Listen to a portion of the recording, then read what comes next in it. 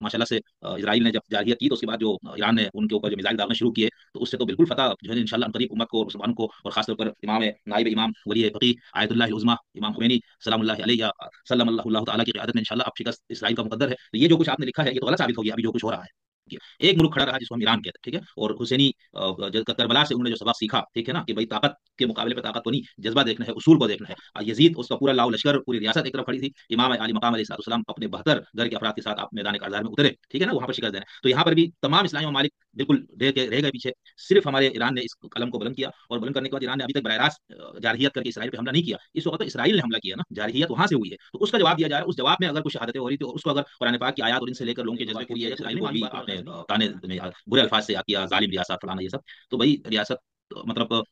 बनी जो जिस तरह से जो उर्फ उस वक्त था उसके मुताबिक ठीक है, और उनको वहां बसाया गया। अब जो उसके इर्द गिर्द के सारे ममालिक उसको तस्लीम करने के लिए तैयार नहीं है, बल्कि अपने नारों में ऐलानात में कहते हैं, और खामनाई और खुमैनी साहब ईरान का तो शुरू से ही है, यानी बल्कि उनकी नमाज के बाद भी ये लगता है मकबर इसराइल और मकबर अमेरिका, ये बाकायदा असकार के तौर पर है। तो उस सूरत हाल में इसराइल तो खुद मजलूम तरीन रियासत है पूरी दुनिया में। अभी जैसे मिसाल के तौर पर कल मैंने अपने दोस्त इस मौजूद पे गुफ्तगू की थी शोजफ साहब से, तो उनको भी मैंने ये कहा भाई अगर यहाँ से अफगानिस्तान आपको ना माने, इधर से ईरान ना माने, यहाँ से इंडिया ना माने, वहाँ से चाइना ना माने, और बाकी जो और उनसे सब कही हो कि हमारा मजहबी अकीदा है तुम्हें खत्म करना, तो उस सूरत हाल में तो इसराइल ने भी अगर ईरान पे हमला किया तो जारहियत तो नहीं है ना, ये तो दिफा है। आपने जो अपने इस मजमून में भी लिखा और अभी आपने अपने गुफ्तगू में भी ये बात की, तो उससे तो ये तासुर उभर रहा है कि आप भी यही चाहते हैं, लेकिन आप भी कह रहे हैं यार जरा तुम ताकत कव्वत जरा जमा कर लो, फिर इसराइल को मारना है उसका खात्मा, आप भी यही चाहते हैं। इसराइल जो जंग है इसकी क्या आपने तो अभी सब बता दी कि सब मफादात की है, सियासी लड़ाई है, फलाना है, ताकत का खेल है। तो भाई एक तो ये नेरेटिव है, दूसरा ये है कि हम जदलियाती मादियत के नुक्ते नजर से चीजें जो देखने वाले हैं उस हिसाब से उसकी तवजीह देते हैं। एक गांधी साहब ने तवजीह दी है, वो बात जो है ना वो तो बिल्कुल ऐसा लग रहा है जैसे उनका अपना जो नुक्ते नजर यानी आप लोगों का इतना मुहज्जत का, तो उसमें ऐसा लग रहा है जैसे पैगंबर इतना मुहज्जत का ऐलान कर रहे हैं, वही उम्मत वाली बात कर रहे हैं। यहाँ पर रियासत का ना, अब जैसे ईरान है मिसाल, उसके पास भी तेल की कुएं और गैस के जखायर सब है, सऊदी अरब के पास भी तेल है। सऊदी अरब ने इस तरह के पंगों में हिस्सा नहीं लिया तो सुकून से बैठा हुआ है, वो अपने मुल्क को स्टेट को चलाने लग रहा है ना, इसमें अल्लाह ताला जो है बेचारा उसको समझ में नहीं आ रहा है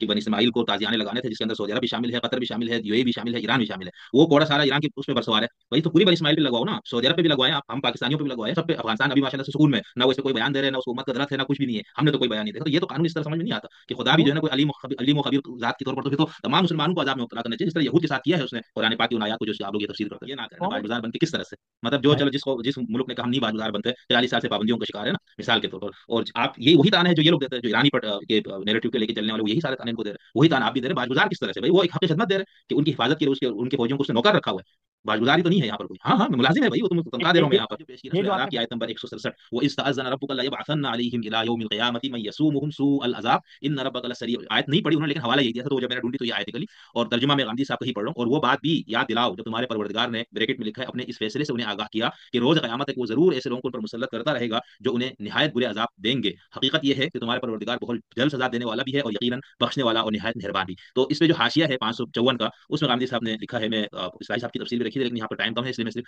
इसमें गांधी साहब लिखते हैं कि बनी इसराइल को इस फैसले से इब्तिदा ही में आगाह कर दिया गया था। चुनांचे बाइबल के सहीफों, अखबार और इस्तिस्ना में कई जगह इसका जिक्र हुआ है। अंबिया अलैहिस्सलाम इसके बाद भी उन्हें इसकी याद दहानी करते रहे। यसीया, यर्मिया और दूसरे तमाम नबियों के सहाइफ इसी तंबीह पर मुश्तमिल हैं। आखिर में सैयदना मसीह अलैहिस्सलाम ने यरूशलेम की गलियों में इसकी मुनादी की। यह फैसला किस तरीके से नाफिज हुआ, दुनिया की तारीख इसकी गवाही देती है। इस वक्त भी अर्ज मुकद्दस में ये इसी मकसद से जमा किए जा रहे हैं। फिर आगे उन्होंने उस्ताद इमाम का हवाला दिया कि उस्ताद इमाम लिखते हैं ये आशिया बंदी भी एक नए तूफान की दावत है, जिसके बाद इनकी पूरी मुश्तमिया कुव्वत इंशाअल्लाह यक कलम खत्म हो जाएगी। तो यहाँ से तो यूं लग रहा है ना जैसे इंशाअल्लाह अल्लाह तबारक व तआला ने इमाम हुसैन के अलम को उठाने वाले ईरान को मुसल्लत कर दिया है उस कानून को नाफिज करने के लिए, वो अजाब का ताजियाना बन के। लेकिन आगे जाके गांधी साहब ने फौरन ईरान को भी अजाब इलाही के अंदर शामिल कर दिया, तो एक गल समझ नहीं आई। लेकिन सब यहाँ पर सलाम और आदाब, उम्मीद है आप सब दोस्त अहबाब खैर खैरियत से होंगे। आज मैं मोहतरम जनाब हसन इलियास साहब के साथ एक नए प्रोग्राम लेकर आपकी खिदमत में हाजिर हुआ हूँ। अभी जो ईरान और इसराइल में जो जंग छिड़ गई है, और उसके बाद हसन इलियास साहब ने गालिबन 2 दिन पहले एक मजमून लिखा था जिसमें उन्होंने बहुत अच्छे अंदाज से दूसरी आलमी जंग के बाद की दुनिया और किन उम्मीदों के साथ वो दुनिया शुरू हुई थी, और क्या आला अक़दार और उसूलों को तय किया गया था, लेकिन फिर उसके बाद अब क्या हुआ, और फिर करते करते उन्होंने मौजूदा सूरत हाल, मुसलमान ममालिक, उम्मा और इन चीज़ों को उन्होंने तफसील से जिक्र किया था। और उसके बाद फिर गामिदी साहब का आज ही एक उनकी बहुत मुख्तसर गुफ्तगू है, गालिबन 4.5 मिनट या 4 मिनट की गुफ्तगू, जिसमें गामिदी साहब से भी ये सवाल हुआ इस हवाले से, तो उन्होंने इस पे कुछ गुफ्तगू फरमाई है। तो मेरी ख्वाहिश थी कि मैं इन दोनों चीज़ों को हसन इलियास साहब के सामने कुछ एतराज़ात के साथ मैं इनके सामने रखूं, और वो इसके ऊपर मजीद इस पे गुफ्तगू करे। तो उनका बहुत शुक्रिया कि उन्होंने मुझे टाइम दिया। تو حسین الیاس صاحب، یہ جو آپ نے لکھا تھا مضمون، بڑا شروع تو آپ نے بہت خوبصورت اور اس انداز سے کیا کہ تاریخ کے ملبے پر کھڑی امت، گمشدہ عظمت، خاموش حال، تاریخ مستقبل. تو یہ شروع کی چیزیں تو میں چھوڑ رہا ہوں، وہ میں نے خلاصہ بتا دیا، وہ آپ خود تبصرے میں کچھ چیزیں بتائیے گا. لیکن آگے جا کر پھر جو آپ نے نوحہ پڑھا، اور پھر مسلمانوں کو ہی آپ نے جو ہے نا، خاص طور پر ہماری مذہبی قیادت اور ان کو آپ نے اپنے، کیا کہنا چاہیے، حسب عادت کہے یا حسب معمول، آپ نے انہی کو نشانے پہ لے لیے ہے. اور پھر آپ نے یہ لکھا ہے کہ ہم نے حق تو مانگا، مگر صبر، فہم اور تدبر جیسے وہ لوازم جو اس کی راہ کے ناگزیر سنگ میل تھے، انہیں اختیار کرنے سے گریز کیا. شہادت کو تو ہم نے ایمانی زیور کی طرح سینے سے لگائے رکھا، مگر زندگی کی پیچیدہ راہوں میں تعمیر اور تدریجی پیش قدمی کو ہمیشہ شکست کی نظر سے دیکھا. ہم نے نعرے ضرور سیکھے، مگر ان نعروں کی پشت پر کوئی حکمت عملی نہ تراشی. ہم نے احتجاج کو تو گلے لگایا، مگر خود احتسابی کو ایسا زہر سمجھا جس سے سامنا کرنے کی جرت نہ ہوئی. ہم بار بار جذبات کے شعلے تو بھڑکاتے رہے، مگر ان شعلوں سے چراغ بنانے کا حوصلہ کبھی پیدا نہ کر سکے. پھر آگے آپ نے موجودہ صورتحال کے ساتھ اس کو کنیکٹ کرتے ہوئے لکھا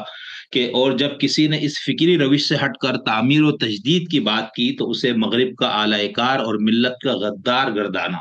مذہبی قیادت کے تحت شکست کا یہ سفر فلسطین، لبنان، شام، یمن اور اب ایران، ہر جگہ وہی دعوی مزاحمت، وہی بے بصیرتی اور وہی نتیجہ، داخلی تباہی، خارجی تنہائی، اور ایک بار پھر وہی سناٹا جو ہر نعرے کو نگل جاتا ہے. تو صاحب، یہ اب تو بھائی ماشاء اللہ سے اسرائیل نے جب جارحیت کی تو اس کے بعد جو ایران نے ان کے اوپر جو میزائل داغنے شروع کیے، تو اس سے تو بالکل فتح جو ہے انشاءاللہ عنقریب امت کو اور مسلمانوں کو، اور خاص طور پر امام، نائب امام، ولی فقیہ، آیت اللہ العظمی امام خمینی سلام اللہ علیہ، یا سلم اللہ تعالیٰ کی قیادت میں انشاءاللہ اب شکست اسرائیل کا مقدر ہے. تو یہ جو کچھ آپ نے لکھا ہے یہ تو غلط ثابت ہوگی ابھی جو کچھ ہو رہا ہے. جی بہت شکریہ جناب شمس الدین حسن شگری صاحب، میں ممنون ہوں آپ کا. آپ نے اس طالب علم کو اظہار خیال کے لیے مدعو کیا. جس مضمون کا آپ نے حوالہ دیا ہے، وہ مضمون جس پس منظر میں نے لکھا ہے اور جس کی ابتدا میں نے ان چیزوں کو مرکزی نقطے کے طور پہ پیش کیا ہے، وہ اصل میں ایک انسان کے دل کے اندر جو داخلی اضطراب ہے، جو غم کی کیفیت ہے، جو اندھوناکی ہے، جو دنیا کا مستقبل اس کو نظر آ رہا ہے، اس پر اس نے اپنے نوحے کا اظہار کیا ہے. ہم یہ جانتے ہیں کہ دنیا کی تاریخ میں ہمیشہ سے غلبہ، جبر، تسلط، توسیع پسندی اور طاقت کے بل پر سلطنتوں کا وجود ہوتا رہا ہے. یہی سلسلہ تھا جس پس منظر میں مسلمان سلطنتیں منصہ عالم پر شہود پذیر ہوئیں. یہی سلسلہ تھا جس پر غیر مسلم قوتیں دنیا کے اندر آگے بڑھیں. میں نے جس چیز سے ابتدا کی تھی مضمون کی، وہ یہ تھی کہ دنیا کے شعور نے ایک کروٹ لی تھی دوسری عالمی جنگ کے بعد، اور وہ کروٹ بھی ابتدا میں کوئی بہت شعوری کروٹ نہیں تھی، بلکہ وہ نتائج کی سنگینی سے ڈر کر، سہم کر دنیا سوچنے پر مجبور ہوئی تھی کہ اگر اسی طریقے سے ہم نے معاملات کو چلانا ہے تو پھر شاید ہم آگے نہیں بڑھ سکتے. اس کے بطن سے کچھ اقدار پیدا ہوئیں جس کے اندر قانون کی حکمرانی، جمہوری روایات، حق کے خود ارادی، اور اسی طرح سے لوگوں کے نقل مکانی کے حق کو مانا گیا. پھر یہ کہ کسی ایک خطے کے اندر اگر مختلف مذہب، رنگ، نسل کے لوگ ہیں، چلو ان کی کوئی قدر مشترک کو قومیت کا نام دے کے ان کی سرحدوں کو تحفظ دے دیا جائے. قومی سلطنتوں کا دور کا آغاز ہوا. اسی طریقے سے اقوام متحدہ وجود پذیر ہوئی، جس کے پس منظر میں یہ تھا کہ اب قبضے کی بنیاد پر آپ کسی چیز کو لیگلائز نہیں کر سکتے. تو ایک سفر تھا جس کا آغاز کیا انسانیت نے. لیکن میرا یہ کہنا ہے کہ اس وقت وہ جو خواب جس کو دیکھا گیا تھا، اگرچہ وہ خواب دیکھنے کے بعد اس کو پورا کرنے کے جو ناگزیر لوازم یا تقاضے تھے، انسانوں نے، بالخصوص ان قوتوں نے جنہوں نے اس کو وجود پذیر کیا تھا، امریکہ یا مغربی دنیا، کوئی بہت شعوری سفر نہیں کیا. یعنی اس سفر کے آغاز ہی میں ان کو خود روس کے ساتھ جو باہمی مخاصمت کا سامنا کرنا پڑا، اس کے اندر یہ نظریہ اپنی اسپرٹ کے اندر کبھی سامنے آ ہی نہیں سکا۔ مثلا اس کے اندر یہ تھا کہ جس وقت یہ اقوام متحدہ یا جمعیت الاقوام بنی کہ بھئی ایک عالمی فوج ہونی چاہیے جو اس طرح کے کسی جگہ پر ناانصافی ہو تو وہ مل کے انسانیت کی طرف سے لڑے، وہ کبھی سامنے نہیں آ سکا۔ پھر یہ حق استبداد جو ہے اقوام متحدہ کی فوج ہے نا، وہ امن فوج کیا نام ہے جس کو جی وہ جو فوج ہے اقوام متحدہ کی، وہ جو بنیادی قراردادیں یا تصور تھا اس میں اس فوج نے اصل میں عالمی جنگیں لڑنی تھی ظلم کے خلاف۔ اس وقت جو فوج ہے وہ ایک سیریمونیل سی فوج ہے، وہ فوج اصل میں وہ اس طرح کی فوج نہیں ہے کہ جہاں پر ظلم ہو عدوان ہو اقوام متحدہ خود سے بیدار ہو کر کچھ فیصلے کرے۔ وہ فوج تو اقوام متحدہ کی صرف اس طرح کی فوج ہے کہ جہاں پر آپ کو کوئی اور باقی قوموں کی فوجیں جانے کو تیار نہیں ہوتی تو ان کے مشترکہ دستے بن جاتے ہیں۔ اس فوج پر بھی اس وقت مختلف ممالک ہیں جن کی فوج شامل ہے، پاکستان کی فوج بھی اس کے اندر شامل ہے۔ تو وہ جو اصولی نظریہ تھا وہ یہ نہیں تھا، اصولی نظریہ اس سے مختلف تھا، اس سے مختلف تھا، اور اس کے اندر بہت ساری چیزیں تھیں۔ میں اس کی تاریخ میں نہیں جانا چاہتا، لوگ اس کو دیکھ سکتے ہیں، لیکن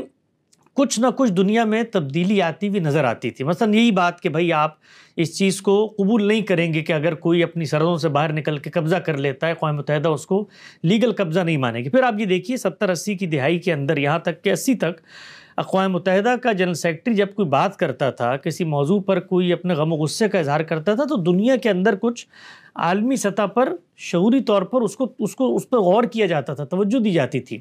وہ معاملہ بھی کم و بیش اب بالکل خاتمے کو پہنچ گیا۔ اور پھر اس طریقے سے یہ جو ویٹو کا حق تھا، جیسے یہ ظلم کی حمایت کے لیے استعمال کیا گیا، اور جس طریقے سے امریکہ نے اسرائیل کی پشت پناہی کی، اور ان تمام معاملات میں جہاں پر یعنی کوئی دو رائے نہیں ہو سکتی تھی کہ یہ اب صریح ظلم کی طرف معاملہ جا رہا ہے۔ بس ابھی بھی آپ دیکھ لیں،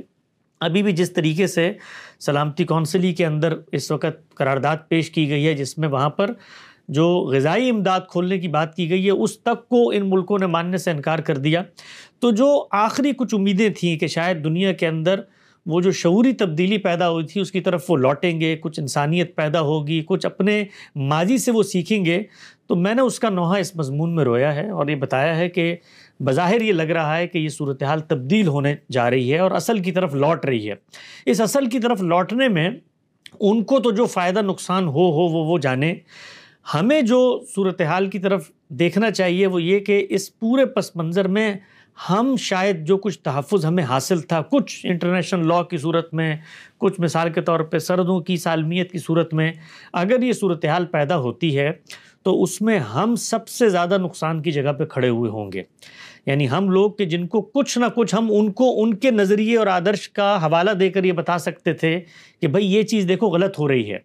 اگر یہ بندھن ہی ٹوٹ جاتا ہے، یعنی یہ جو ایک جھجک اور ایک حجاب ہے یہ اٹھ جاتا ہے، تو پھر اس کے بعد وہاں پر ایک عالمی قوت کھڑی ہوئی ہے، اس کے کنسورشیمز ہیں، وہ نیٹو کی صورت میں ہو، وہ مغربی اقوام کی صورت میں ہو، خود ان کی باہمی مخاصمت بھی اس وقت جاری ہے، لیکن جو مسلمانوں کے ہاں معاملہ ہے وہ اس سے بہت مختلف ہے۔ یعنی ہماری کوئی یونائٹڈ فورس نہیں ہے، کوئی یونائٹڈ آواز نہیں ہے۔ پھر جو ہماری بڑی قوتیں ہیں، جو نمائندہ قوتیں ہیں مسلم امہ کی، اس میں آپ پاکستان کو رکھ لیں، ایران کو رکھ لیں، اس طرح سعودی عرب کو رکھ لیں، تو وہ خود باہمی طور پر تنازعات کا شکار ہے۔ یہ خطہ پورا کا پورا جہاں پر بڑی اسلامی قوتیں پائی جاتی ہیں، جہاں ان کا سرمایہ ہے، دولت ہے، وہ خود تنازعات کا شکار ہے، باہمی جنگیں ہو رہی ہیں۔ ہمیں دنیا کے اندر یہ چیزیں تو نظر آتی ہیں، بھی آپ نے حوالہ بھی کیا، آگے چل کے انشاءاللہ اس پہ براہ راست بھی بات کرتے ہیں، لیکن آپ دیکھیے کہ پچھلے 8-10 سالوں میں جو مسلمانوں نے مسلمانوں کا خون بہایا ہے، اس سے جو ہماری امت کی جمعیت تھی، طاقت تھی،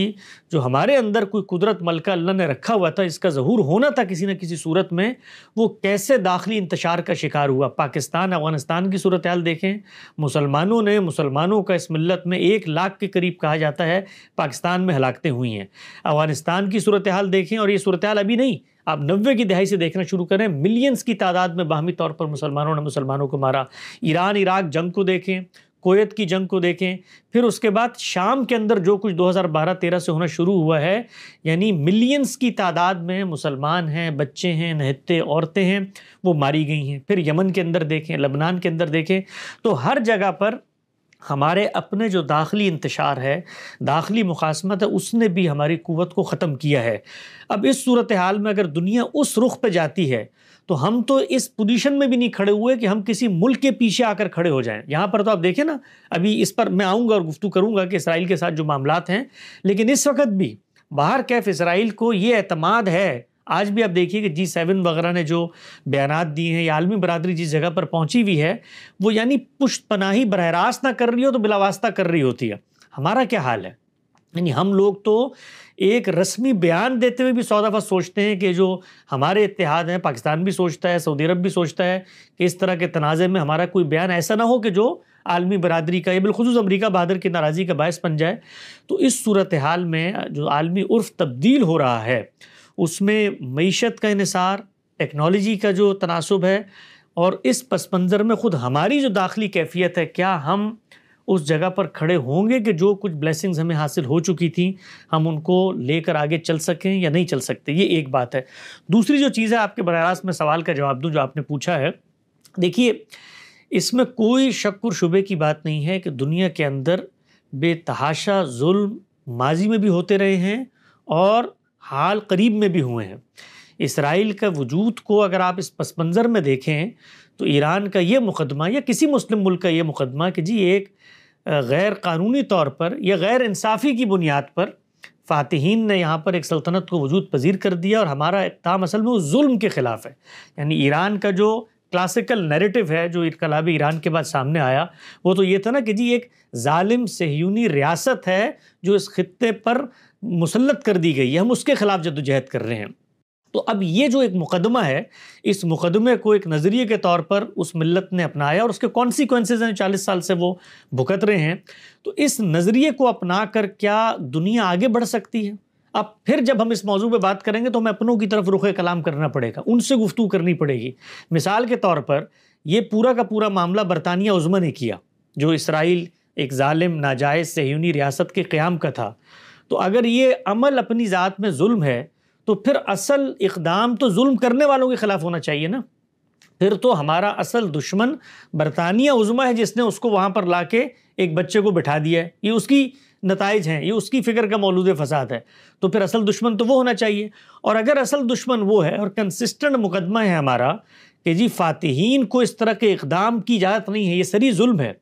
تو پھر فتح کے نام پر جو کچھ ہم کرتے چلے آئے ہیں، کیا ان لوگوں کو اسے چیلنج کرنے کا حق ہوگا؟ کیا عثمانی سلطنت نے اگر مثال کے طور پہ اسی دنیا کے اندر رہتے ہوئے فتح کی بنیاد پہ ملکوں کے اندر طاقت کی تسلط قائم کیا تو وہ یہ مقدمہ لے کر میدان میں اتریں کہ اچھا اگر فاتحین کے فیصلوں پر آپ کو اعتراض ہے اور آپ اس کو خالص انصاف کی نظر سے دیکھتے ہیں تو پھر تو ذرا سمٹ کے واپس جانا شروع کیجئے اور جزیرہ نما عرب تک محدود ہو جائیے جہاں پر آپ کے خدا نے آپ کو اقتدار دیا تھا. تو پھر یہ مقدمات یہاں رکیں گے نہیں. اور ان سرحدوں کے اندر جانے کی اگر ہم بات کرتے ہیں تو پھر سرحدوں کے باہر نکل کے جو طاقت یا توسیع پسندی کا ہمارا عالمی جذبہ ہے پھر اس کا ہم کیا کریں گے؟ یعنی خود ہمارا جو برادر اسلامی ملک ہے ایران، اس میں وہ ایک لطیفہ بھی آگے یاد کرائیے گا، انشاءاللہ سناؤں گا. تو ایران جو ہے اس نے جس طریقے سے طاقت کی ہے یا جس طریقے سے پراکسیز بنائی ہیں، سرحدوں سے باہر نکل کے بنائی ہیں نا، آخر ان ملکوں کو کیا عالمی قانون کے تحت وہاں پر ان چیزوں کی اجازت تھی؟ تو یہ اتنے کمپلیکس مقدمات ہیں جس میں اگر تاریخیت کا مقدمہ لے کر آتے ہیں، آپ فاتحین کی ناانصافی کا مقدمہ لے کر آتے ہیں، اس کے بعد کسی سلطنت کے خاتمے کی بات کرتے ہیں، تو پھر اس کے بڑے دیرینہ کانسیکوینسز ہیں. یہ اس طرح کا کوئی ظلم اور جبر نہیں ہے کہ آپ مثال کے طور پہ ایک سورن اسٹیٹ کے طور پہ بیٹھے ہوئے تھے، آپ کے ملک میں کوئی خزانہ تھا، باہر سے کوئی قوت آئی، اس نے حملہ آور ہو کے وہ چھیننے کی کوشش کی اور اب آپ مدافعت کے لیے جہاد کر رہے ہیں، ظلم و عدوان کے خلاف جہاد کر رہے ہیں. کچھ عالمی بندوبست کے سیاسی فیصلے تھے، ان سیاسی فیصلوں کو آپ نے تسلیم کرنے سے انکار کیا. ہم نے کبھی اس چیز پر گفتگو نہیں کی کہ وہ سیاسی فیصلے عین انصاف کی بنیاد پہ تھے. ہم جب بھی گفتگو کرتے ہیں تو وہ اس بنیاد پہ ہوتے ہیں کہ جب آپ ان سیاسی فیصلوں کو چیلنج کرتے ہیں اور ان کی بنیاد پر لڑنے کی کوشش کرتے ہیں تو ایک طرف آپ ہیں، نہتے ہیں، اکیلے ہیں، اور دوسری طرف وہ ظالم ہے کہ جس نے ان چیزوں کو وجود پذیر کیا ہے. تو اس میں بتدریج اگر کوئی وقتی نوعیت کی فتح بھی ہمیں حاصل ہو جاتی ہے تو بتدریج ہم اس جگہ پر جائیں گے جہاں پر ہم تنہائی کا شکار ہو جائیں گے. اور ہم نے یہ دیکھا کہ خود ہماری مملکتوں نے اس کا خمیازہ بھگتا ہے. عراق نے بھگتا ہے جب اس پر پابندیاں لگی ہیں، کیسے ہزاروں لاکھوں کی تعداد میں بچے وہاں پر سسکتے بلکتے ہوئے دنیا سے رخصت ہو گئے، دوائیاں وہاں پر نہیں ہوتی تھیں۔ یہی معاملہ ایران میں ایک سطح پر جاری ہے۔ پھر ملکوں کی ڈائنامکس الگ الگ ہیں۔ مثلا ایران نے آج یہ کام کر دیا کہ حماس نے یہ کام کیا، وہ بھی قابل عمل رہ سکتا تھا۔ ایران داخلی طور پر کچھ نہ کچھ اپنے وسائل رکھتا ہے، مملکت 40 سال کی ایجیٹیشن کے بعد بھی کم سے کم اپنے پیروں پر کھڑی ہوئی ہے۔ کیا پاکستان کی یہ صورتحال ہے کہ ہمارے پاس بھی تیل کے اسی طرح کی ذخیرے ہیں؟ تو ہر مملکت، ہر سلطنت اپنے زمان و مکان میں فیصلے کرتی ہے۔ وہ فیصلے اگر تو نتیجہ خیز ہو جائیں تو ہمیں اور آپ کو اس میں کوئی گفتگو کرنے کی ضرورت باقی نہیں رہتی۔ بظاہر جو کاسمیٹک نوعیت کی چیزیں سامنے نظر آ رہی ہوتی ہیں، اس سے نتیجہ خیزی پیدا نہیں ہو سکتی۔ مذہبی قیادت کے بارے میں جب ہم گفتگو کرتے ہیں، وہ ان کاسمیٹکس چیزوں کو بہت گلوریفائی کر کے فتح کا ایک نوید سنانا شروع کر دیتی ہیں۔ مثلا ابھی بھی صورتحال آپ دیکھ لیں نا کہ دنیا کی تاریخ میں یہ پہلی دفعہ ہوا ہے کہ کسی ملک کی مسلح جو ملٹری قیادت ہے وہ پہلے مرحلے میں اس کا خاتمہ ہو جائے۔ ہمیشہ دنیا میں ہوتا کیا تھا کہ پہلے مرحلے میں فوجیں لڑتی تھیں، اس کے بعد شہروں پہ قبضہ ہوتا تھا، اس کے بعد وہاں کے جو جرنیل ہیں حکمران پکڑے جاتے تھے۔ ٹیکنالوجی کا یہ فرق آپ ملاحظہ کریں کہ جنگ کا آغاز قیادت کے خاتمے سے ہوا ہے۔ پھر جو ایٹمی تنصیبات ہیں ان میں جس نوعیت کا حملہ ہوا، بھی تو گردش ہے، صورتحال دھندلی ہے، واضح نہیں ہو رہا کہ ایران نے جو کچھ کیا ہے اس سے ان کو اسٹریٹجی کے لحاظ سے کیا نقصان ہوا ہے۔ کوئی ان کی جو تنصیبات ہیں، ان کے پاس جو ایٹامک صلاحیت ہے، ان کے پاس جو فضائی صلاحیت ہے، اس کے اندر کیا چیز ہوئی ہے۔ تو یہ سب چیزیں وقت بتائے گا، لیکن جو میرا خدشہ ہے اس وقت وہ یہ کہ اگر یہ حجاب اٹھ گئے اور اس طریقے کی برہنگی آ گئی تو اس میں سب سے زیادہ نقصان ہمیں ہوگا۔ اور ابھی صرف یہ ایک ملک کے ساتھ معاملہ چل رہا ہے، اگر امریکہ اس جنگ میں اترنے کا فیصلہ کر لیتا ہے اور پھر ایران کی جو بھی پراکسیز ہیں یا حمایت ہے اس کے خاتمے کا اعلان کرتا ہے تو صورتحال بالکل تبدیل ہو جائے گی۔ تو اگر ہم صورتحال کو وہاں لے جانے میں کامیاب ہو جاتے ہیں تو یہ ہماری کامیابی نہیں ہے، یہ مخالف قوتوں کی کامیابی ہے، چونکہ وہ جس نظریے پر کھڑے ہوئے تھے وہ نظریہ اب ان کا تبدیل ہوتا ہوا نظر آ رہا ہے۔ اپنا صاحب آپ نے ابھی بھی یہ بات کی اور اپنی تحریر میں آپ نے شہادت والی بات کو آپ نے اس طرح سے پیش کیا، یہ تو بھائی مذہبی قیادت کا تھوڑا مسئلہ ہے، تو قرآن پاک کا مسئلہ ہے، اس میں تو شہادت کو اس قدر گلوریفائی کیا گیا ہے۔ وَلَا تَقُولُوا لِمَن يُقْتَلُ فِي سَبِيلِ اللَّهِ اموات ہے، احد الحسنین کہا کہ بھائی تم جنگ کرو گے تو دو اچھائیوں میں سے ایک تو تمہیں ملنا ہی ہے، یا شہادت ہے وہ ہے۔ تو یہ تو خود قرآن کی تعلیمات ہے نا، اس کو آپ کیسے عجیب انداز سے پیش کرنے کی کوشش کریں گے؟ آپ اس کو کس طرح سے تنقید کا وہ نشانہ بنائیں گے؟ اور یہ تو فخر کی بات ہے۔ جی، قرآن مجید کا جب ہم حوالہ دیتے ہیں تو پھر ہماری ایک ناگزیر مجبوری ہے کہ قرآن مجید کو ہم اپنی چوائسز سے انٹرپریٹ نہیں کر سکتے، یعنی ہم اپنے اقدامات اپنی خواہشات سے کریں اور ان خواہشات کی سینکشن پھر قرآن مجید سے لا کر دینے کی بات کریں۔ قرآن مجید نے 13 سالہ مکی دور میں تو کبھی شہادت کو گلوریفائی نہیں کیا۔ کیوں نہیں کیا؟ یعنی اگر شہادت ہی مطلوب مقصود و مومن ہے تو 13 سال آپ وہاں پر مکے کے اندر موجود ہیں کہ اب وہاں پر اس طریقے سے جو صحابہ کرام موجود تھے وہ چن چن کے ان لوگوں کے گلے نہیں کاٹ سکتے تھے؟ کیا مشکل تھی؟ یعنی خود اتنے بڑے بڑے سردار آپ کے ساتھ شامل ہونے پر آمادہ ہو گئے ہیں، وہاں کے آسودہ حال لوگ ہیں، ان کے پاس مال بھی ہے، قوت بھی ہے، بہت آسانی سے قیادت کی ٹارگٹ کلنگ ہو سکتی تھی، اٹھ کے مارا جا سکتا تھا۔ تو قرآن کی جب ہم بات کرتے ہیں نا تو پھر قرآن مجید کو پھر اس کے سیکوینس میں، اس کے کانٹیکسٹ میں رکھ کے دیکھنا پڑے گا۔ قرآن مجید پہلے مرحلے پہ روکتا ہے، ایک خاص موقع پہ اجازت دیتا ہے، اس اجازت کے لیے طاقت کے تناسب کی بات کرتا ہے، اس کے ساتھ نصرت الہی کے قانون کی نوید سناتا ہے، اس کے بعد نتائج کے بارے میں متنبع کرتا ہے، پھر یہ بتاتا ہے کہ خود تمہارے ایمان کی یہ آزمائش ہے، اور اس کے بعد یہ بھی بتاتا ہے کہ صورتحال تمہاری گرفت میں نہ ہو تو ہجرت تم پہ لازم ہو گئی، اس کو تم پسپائی نہ سمجھو، معاہدہ تم پر لازم ہو گیا، اس کو تم شکست نہ سمجھو۔ خود فتح مکہ سے پہلے آخر صلح حدیبیہ ہوئی نا، تو ہر جگہ پر یہ ڈنڈا لے کر نکل جانا کہ جی ہم نے تو شہید ہونا ہے اور قرآن مجید نے ہمیں شہادت کے لیے یہ بتا دیا ہے، ہم بھیڑ بکریاں نہیں ہیں کہ اپنے آپ اور اپنی گردنوں کو پیش کر دے لوگوں کے سامنے کہ آؤ اور آ کر اڑا دو اس مسلم امہ کو۔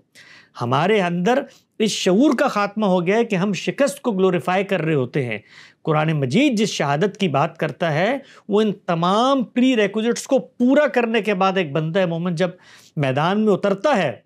اور پھر اس کو شہادت نصیب ہوتی ہے تو اللہ کہتا ہے کہ میں نے تمہیں چن لیا ہے، منتخب کر لیا اپنے اعلیٰ درجات کے لیے۔ وہ خدا کی طرف سے ایک نعمت ہوتی ہے، اور خدا کی طرف سے ایک عنایت ہوتی ہے وہ شہادت. یہ جو چیزیں ہیں جس کے اندر اس طریقے سے میزائل آتے ہیں، اس طریقے سے ڈیزی کٹر آتے ہیں، اس طریقے سے ڈرلنگ کرنے والے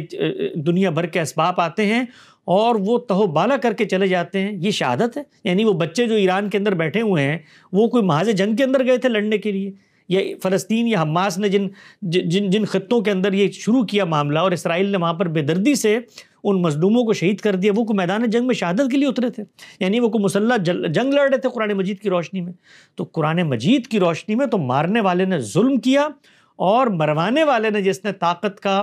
موازنہ کیے بغیر جنگ چھیڑ دی، اس کے نتیجے میں وہاں پر جان مال آبرو کے خلاف زیادتی ہوئی، اس نے بھی ظلم کیا ہے اپنی قوم کے اوپر. تو قرآن مجید کو ان بحثوں میں ہمیں نہیں لانا چاہیے. یہ جو سیاست کی بحثیں ہیں، مخاصمت کی بحثیں ہیں، اچھا یہ تو شہادت ہو گئی مثال کے طور پہ اسرائیل کے خلاف. یہ جو حوثی سعودیوں کو مار رہے ہیں اور سعودی حوثیوں کو مار رہے ہیں، تو وہاں پر شہادت کا فلسفہ کہاں گیا؟ یہی قوم ہے نا جو مثال کے طور پہ اس وقت اسرائیل کے ساتھ برسر پیکار ہے. یہی قوم جو پاکستان کے اندر پراکسیاں بنا کر دیوبندی اور سنی علماء کے خلاف یہ جیش محمد اور یہ سپاہ محمد اور یہ آپس میں تحریک نفاذ فقہ جعفریہ، یہ بھی شہادت تھا قرآن مجید کا فلسفہ. اور یہی قوم جو ہے وہ جا کر لبنان میں جو کچھ کر رہی تھی، اور اسی نقطہ نظر اور اسی فقہی تعبیر کے ماننے والے بشار نے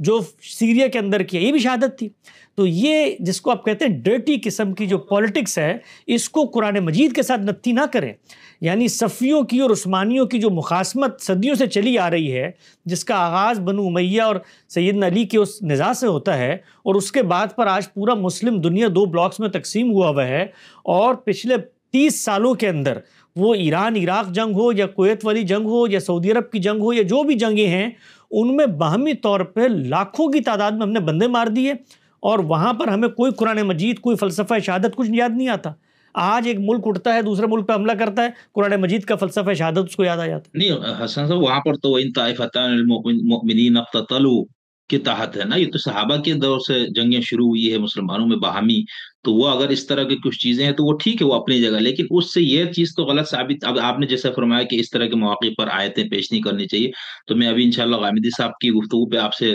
رائے بھی لینی ہے. اس پہ میرے 1-2 اعتراضات وہ آپ کے سامنے رکھنے، جس میں غامدی صاحب نے قرآن پاک کی آیات سے استدلال کیا اسی سارے نظام پہ، وہ بھی کروں گا اس پہ بات. لیکن یہاں پر جو لوگ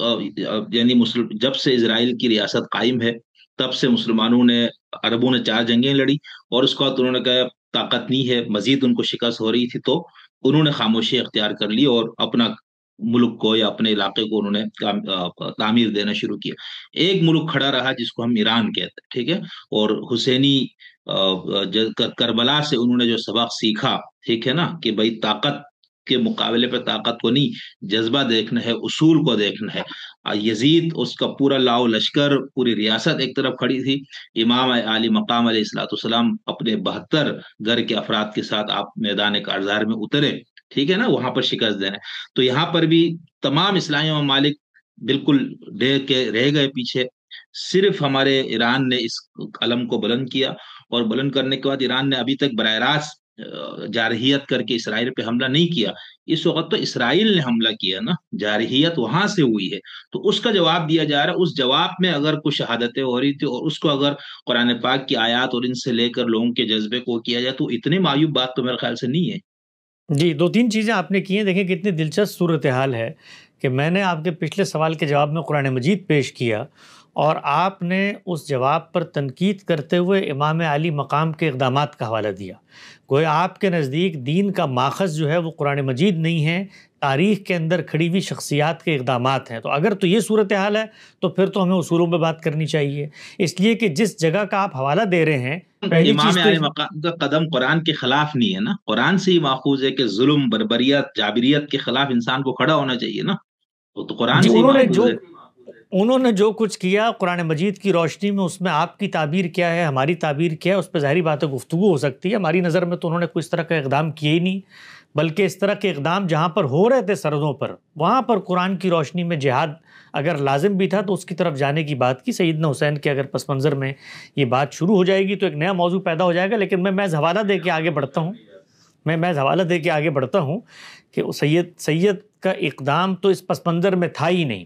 اور وہ بھی ایک نوعیت کی سیاسی کشمکش ہے، سیاسی جنگ ہے، وہاں بھی دین اور کفر کی جنگ اس کو بنانے کی کوئی ضرورت نہیں ہے۔ اس پہ دونوں طرح کے نیریٹو موجود ہیں، ہم نے بھی بڑی تفصیل سے اس پہ گفتگویں کی ہیں، ہمارا نقطہ نظر آپ وہاں پر جان سکتے ہیں۔ تاہم میں یہ ضرور کہوں گا کہ اس میں کوئی شک نہیں ہے، یعنی اس میں اگر کسی کو کوئی شک ہے تو وہ اندھے پن کا اظہار کر رہا ہے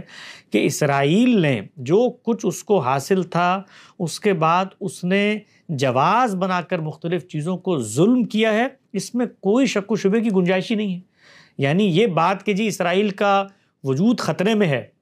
اور اس کے تحفظ میں اس نے کچھ اقدامات کیے، اگر اس نیریٹو کو قبول بھی کر لیں تب بھی سرحدوں کی یہ توسیع اور اس کے بعد وہاں پر جو اس نے ان چیزوں کو جواز بنا کے ظلم کیا ہے اس پر دو رائے نہیں ہو سکتی۔ یعنی اس کے ظلم ہونے پر گفتگو کرنا اس وقت عالمی ضمیر کے لیے بہت بڑا سوالیہ نشان ہے۔ اور میں آپ سے عرض کروں کہ وہ لوگ جو اس پس منظر میں کھڑے ہوئے تھے، یہ باتیں کرتے تھے کہ جی اسرائیل کو مجبور کر دیا گیا ہے، وہ بھی اب یہ کہنے پر مجبور ہیں کہ اس مجبوری کا اس نے جیسے فائدہ اٹھایا ہے اپنے توسیع پسندانہ نظریات کو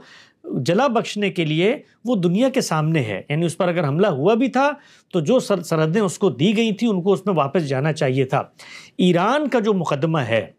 اس کے خلاف اگر تو اس تاریخی مقدمے کے اوپر ایران کھڑا ہوا ہے کہ مثال کے طور پر جو سرحدیں تھیں 67 سے پہلے کی، جو اس وقت عالمی برادری بھی مطالبہ کرتی ہے اسرائیل پر کہ آپ اس میں واپس جائیں، یہ جو گرین لائن طے کی گئی تھی، تو اس پر کچھ دنیا آگے بڑھ سکتی ہے، گفتگو ہو سکتی ہے، بات چیت ہو سکتی ہے۔ ایران جو مطالبہ لے کر اٹھا ہے وہ مطالبہ اس سلطنت کے خاتمے کا مطالبہ ہے۔ اگر اس کے خاتمے کا مطالبہ نہیں ہے اور وہ اسرائیل کے ساتھ آزاد فلسطینی ریاست کے قیام کی بات کرنا چاہتا ہے اور اس کے لیے جنگیں بھی ہوتی ہیں مثال کے طور پر، تو یہ ظلم و عدوان کے خلاف جنگیں، وہاں پر حکمت عملی کی بحث ہوگی۔ جو مقدمہ دو سلطنتوں نے آپس میں بنایا ہوا ہے وہ یہ ہے کہ یہ علاقہ ہماری میراث کا علاقہ ہے۔ اسرائیل کا کلاسیکل نیریٹو یہ ہے، اور وہ ہر وہ پہلو جس سے اس کو توسیع کی موقع ملے گا وہ توسیع کرے گا، اور اس نے کر کے دکھائی۔ یعنی اس نے ظلم اور عدوان کا بہانہ ہی بنانا صحیح کریں، کر کے دکھائی۔ اگر ایران اس کو ریورس کرنا چاہتا ہے، جو بات میں نے شروع میں کہی، وہ چیز ایک دن میں نہیں ہو سکتی، اس کے لیے بہت کچھ ہمیں کھونا پڑے گا، اور ایک امیڈیٹ مخاصمت ہو جاتی ہے، لڑائی ہو جاتی ہے، جارحیت ہو جاتی ہے۔ اس کے اندر ایران ایک مقدمہ لے کر کھڑا ہوا ہے، وہ دوسرا مقدمہ لے کر کھڑے ہوئے ہیں، تو یہ حقیقت میں سیاسی تنازعات ہیں۔ اس کو کفر و اسلام کی جنگ نہ بنائیں،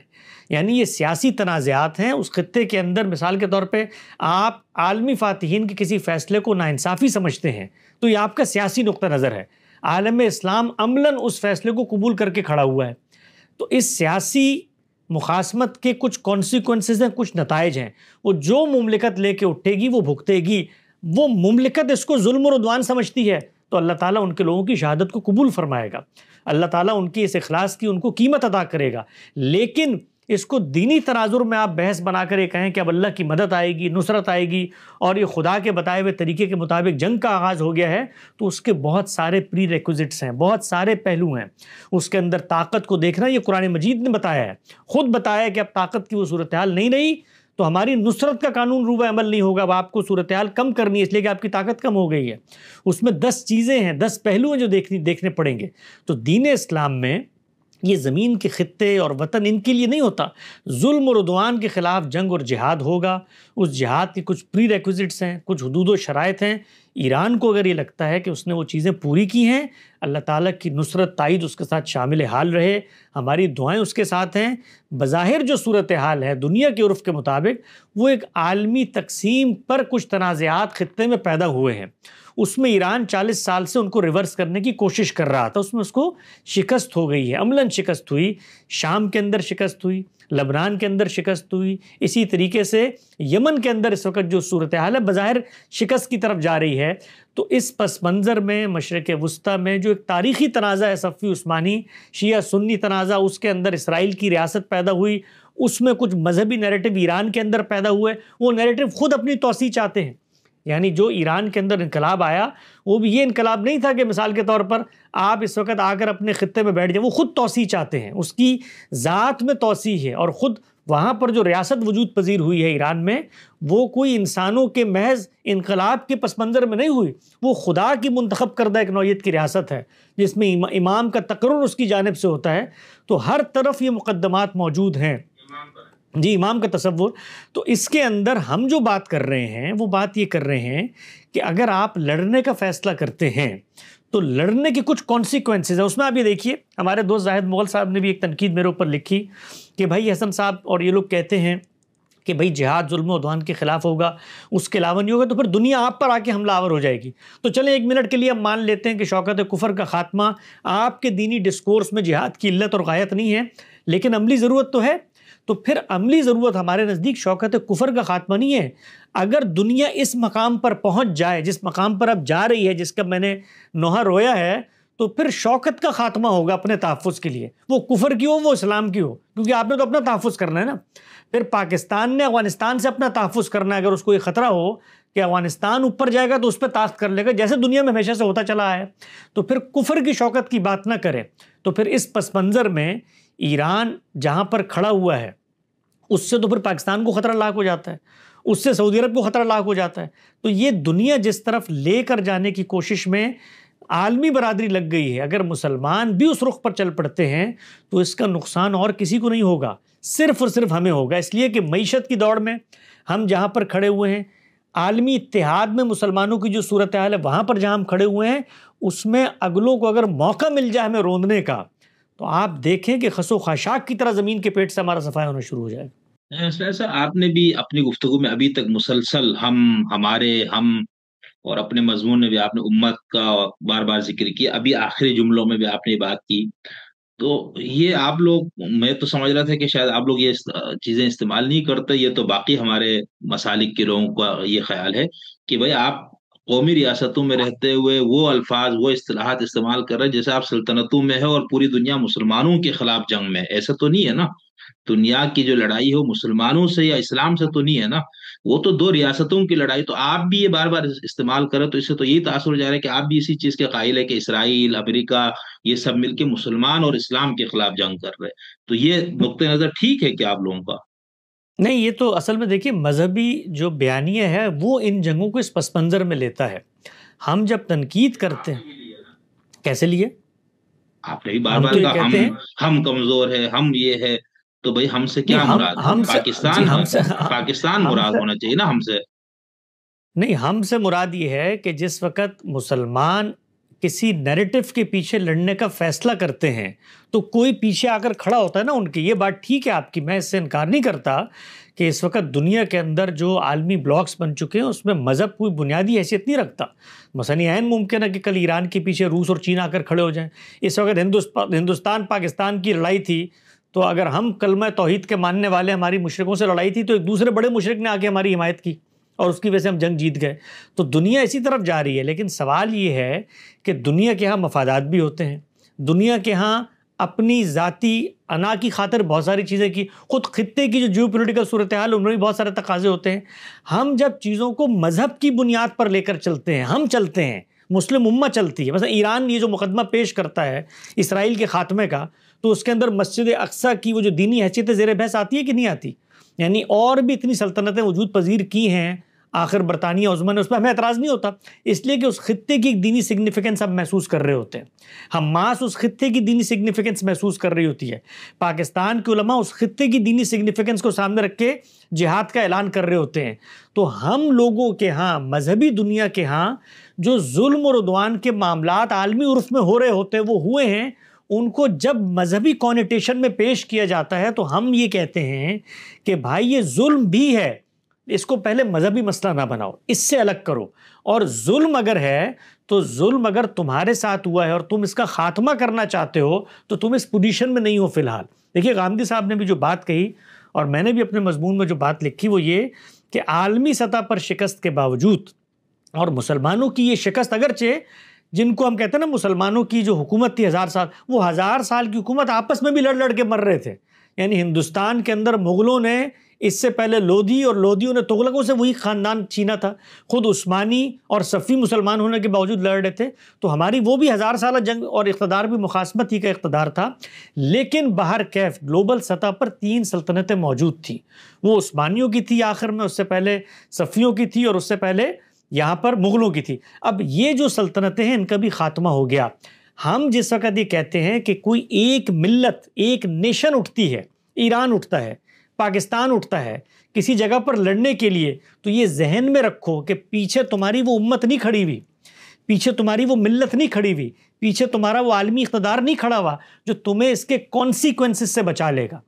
وہاں پر اس سے مختلف صورتحال ہے، مذہبی بنیادوں پہ نہیں ہے، مفاد کی بنیادوں پہ، فتح کی بنیادوں پہ۔ مثلا اس وقت آپ دیکھیے نیٹو کا اتحاد ہے، اس وقت آپ دیکھیے یورپی یونین کا اتحاد ہے، وہ لوگ ایک دوسرے کا تحفظ کرتے ہیں، بقا کرتے ہیں، وہ اپنے فیصلوں کے پیچھے کھڑے ہوتے ہیں۔ یعنی اسرائیل کے اندر یہ جو طاقت آئی ہے اس وقت کہ وہ آ کر حملہ آور ہو جاتا ہے، یہ طاقت کہاں سے آئی ہے؟ خود اسرائیل نے جو ایٹم بم بنا لیا، وہ ایٹم بم کس نے دیا ان کو؟ تو یہ سب چیزیں پس منظر میں کھڑے ہوئے لوگ کر رہے ہوتے ہیں۔ تو ہم لوگ یہ کہتے ہیں کہ دیکھو نہ ہمارا اسلام کا وہ باہمی رشتہ ایک دوسرے کے ساتھ سلامت ہے، 57 اسلامی ممالک ہیں، ہر کوئی اپنی اپنی سرحد میں بیٹھا ہوا ہے۔ اس میں یہ خواب تم دیکھو کہ ہم عالمی سطح پر غلبہ واپس لے آئیں گے، اس میں خواب دیکھو کہ جہاد کا اعلان کر کے مسلم دنیا کے حکمرانوں کو بلیک میل کریں گے تو وہ آ کر سب چڑھ دوڑیں گے، یہ ممکن نہیں ہے۔ ہم امت کی صورتحال میں وہاں پر نہیں کھڑے ہوئے۔ تو جب ہم یہ بات کر رہے ہوتے ہیں تو ہم ہرگز یہ نہیں کہہ رہے ہوتے کہ اب کھڑے ہو جائیں اور ہونے کے بعد ایک مشترک طاقت بنے اور طاقت بننے کے بعد مذہب کی بنیاد پہ اب چیلنج کریں۔ ہم اس مقدمے کو جو موجود ہے اس کو ریفیوٹ کر رہے ہوتے ہیں۔ اچھا سر، صاحب آپ نے اپنے گفتگو میں ایک دو بار پھر یہ اسرائیل کو بھی آپ نے تانے میں برے الفاظ سے یاد کیا، ظالم ریاست فلانا یہ سب۔ تو بھائی ریاست مطلب بنی جو جس طرح سے جو عرف اس وقت تھا اس کے مطابق ٹھیک ہے، اور ان کو وہاں بسایا گیا۔ اب جو اس کے ارد گرد کے سارے ممالک اس کو تسلیم کرنے کے لیے تیار نہیں ہے، بلکہ اپنے نعروں میں اعلانات میں کہتے ہیں، اور خامنائی اور خمینی صاحب یہ ایران کا تو شروع سے ہی ہے، یعنی بلکہ ان کے ہاں نماز کے بعد بھی یہ لگتا ہے مقبر اسرائیل اور مقبر امریکہ، یہ باقاعدہ اذکار کے طور پر ہے۔ تو اس صورتحال میں اسرائیل تو خود مظلوم ترین ریاست ہے پوری دنیا میں۔ ابھی جسے مثال کے طور پر کل میں نے اپنے ایک دوست سے اس موضوع پہ گفتگو کی تھی، شوزب صاحب سے، تو ان کو ہی میں نے یہ کہا بھائی اگر یہاں سے افغانستان آپ کو نہ مانے، ادھر سے ایران نہ مانے، یہاں سے انڈیا نہ مانے، وہاں سے چائنا نہ مانے، اور باقی جو اور ان میں سے سب کا یہ ہو کہ ہمارا مذہبی عقیدہ ہے تمہیں ختم کرنا، تو اس صورتحال میں تو اسرائیل نے بھی اگر ایران پہ حملہ کی تو یہ جارحیت تو نہیں ہے نا، یہ تو دفاع ہے۔ نہیں، دیکھیے اگر اسرائیل کے ساتھ یہ معاملہ تھا کہ عالمی برادری نے اس کو وہاں پر لا کے بٹھا دیا، گرد و پیش کے ممالک اس کے وجود کو نہیں مان رہے اور اس کو اپنی بقا کی جنگ لڑنا پڑ رہی ہے، تو اس کے جو اقدامات ہیں وہ اس نیریٹو کے ساتھ میل نہیں کھاتے۔ یعنی مثال کے طور پہ یہ نہیں ہو سکتا تھا آپ پر چلیے یلغار ہو گئی، 48 میں آپ کے مقدمے کے مطابق یلغار ہو گئی،